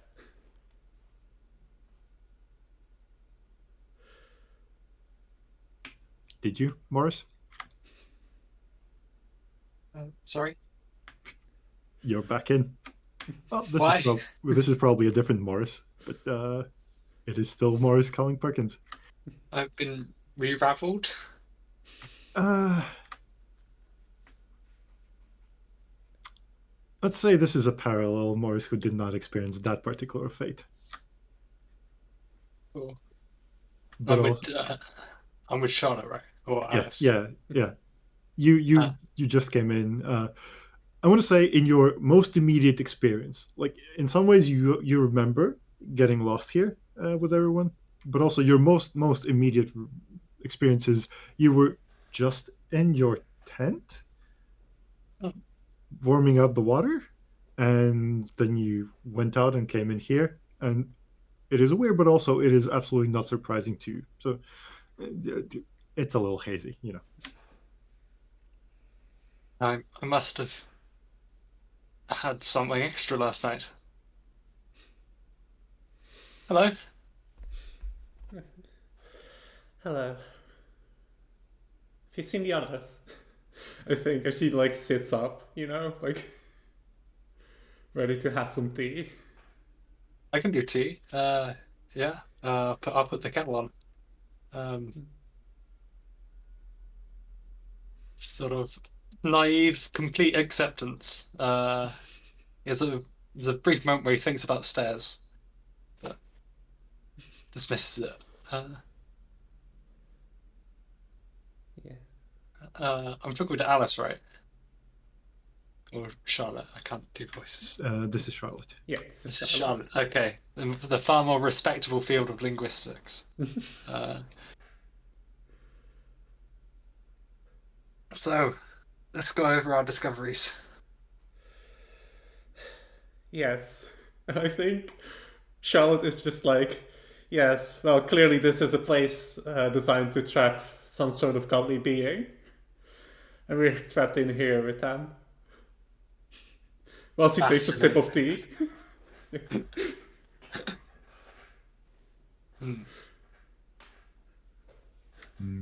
Have you Yeah. met? Keep going, yeah. I think Charlotte is just like, in a way, I have, yes. Excellent. What would happen if we unleashed it?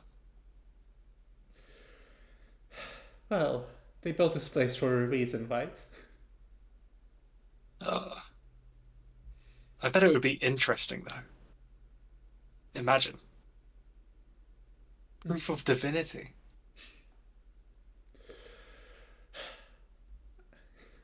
We would become famous. I think Charlotte thinks for a moment, like clearly intrigued by the idea. And it's like, well, but what society would there to be to have fame in? That's the question. The stories that I've read, they... Books are overrated. Practical experience. Now that's at the heart of all good science. Like archaeology. Oh yeah, no, this guy's... I'm just here to give you bad advice, I suppose. Oh, God. Why do you bring this guy back? Maybe this is why this guy was brought back. Yeah, I think Charlotte is just...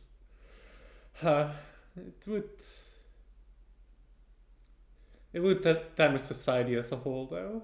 I mean... It's pretty damaged. That is true.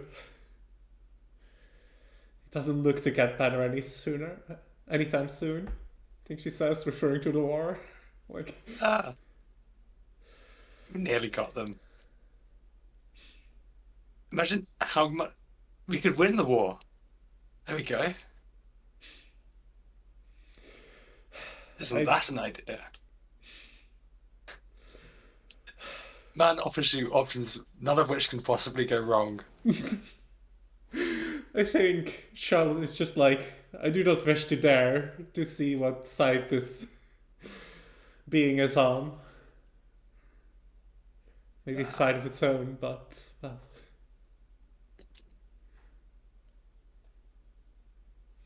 You know, if it knows what's good for it.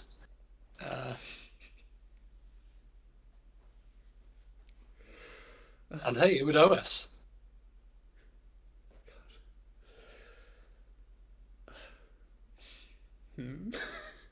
Charlotte too here. God.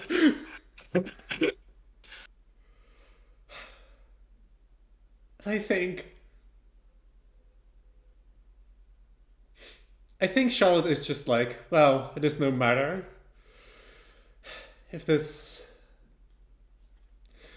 trap has managed to capture this godly being for centuries, millennia, how can we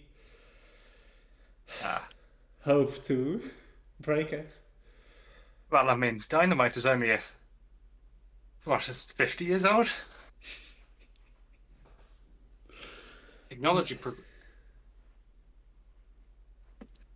Now, what I'm going to say, I need to clarify that I don't believe, but is common archaeological belief in the 40s. All of humanity is on a scale of constant progress. But you know, what we might have tried to do to destroy something 100 years ago, nothing in comparison with the capability of the modern day. Well, unfortunately, I didn't bring any TNT in here. There's plenty of things in these rooms. This being exists outside of time.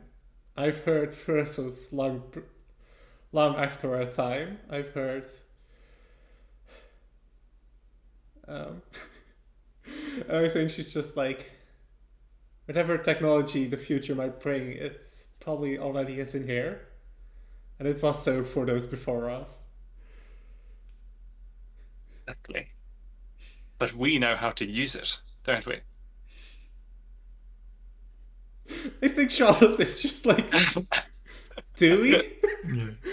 And I think on that, we zoom out, we fade out this scene. They have all the time in the world to debate academic nuances of infinity.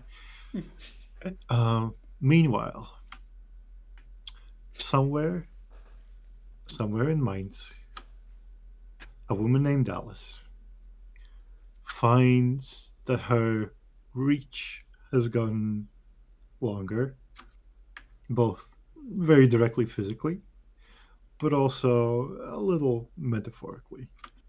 There's more spring in her step and more weight in her punch. And maybe she can affect a more direct change in the current circumstances. She finds friends, allies, outcasts, people hiding in basements, people doing some good work. Join us next year for episode 2, Fire and Rail. Now, let me take a small moment and say why I'm very excited here. First or second time I ran this, one of the characters was named Alice. Wasn't the folklorist, but that doesn't matter. She was the only one to escape the situation, and so I wrote her in the following scenario. Time it's like a fine pattern that looks kind of like a fingerprint, but all together comes together like a spiral, and you follow it, it leads you into infinity. But it's also a flat circle. Right. The wheel turns, and we have yet another Alice, starring a resistance cell in Mainz. Thank you for the game. This has been dreadful as usual. I have loved to bring this out. I haven't run a game of Dread in a while, and massive thanks for playing along with me today. Thank you. Yeah. But before we go, Ian, would you like to shout out some donors? Yeah, we've had a few come in during this game. So we had, just going in chronological order here, it looks like we had an anonymous donation of £100 come in.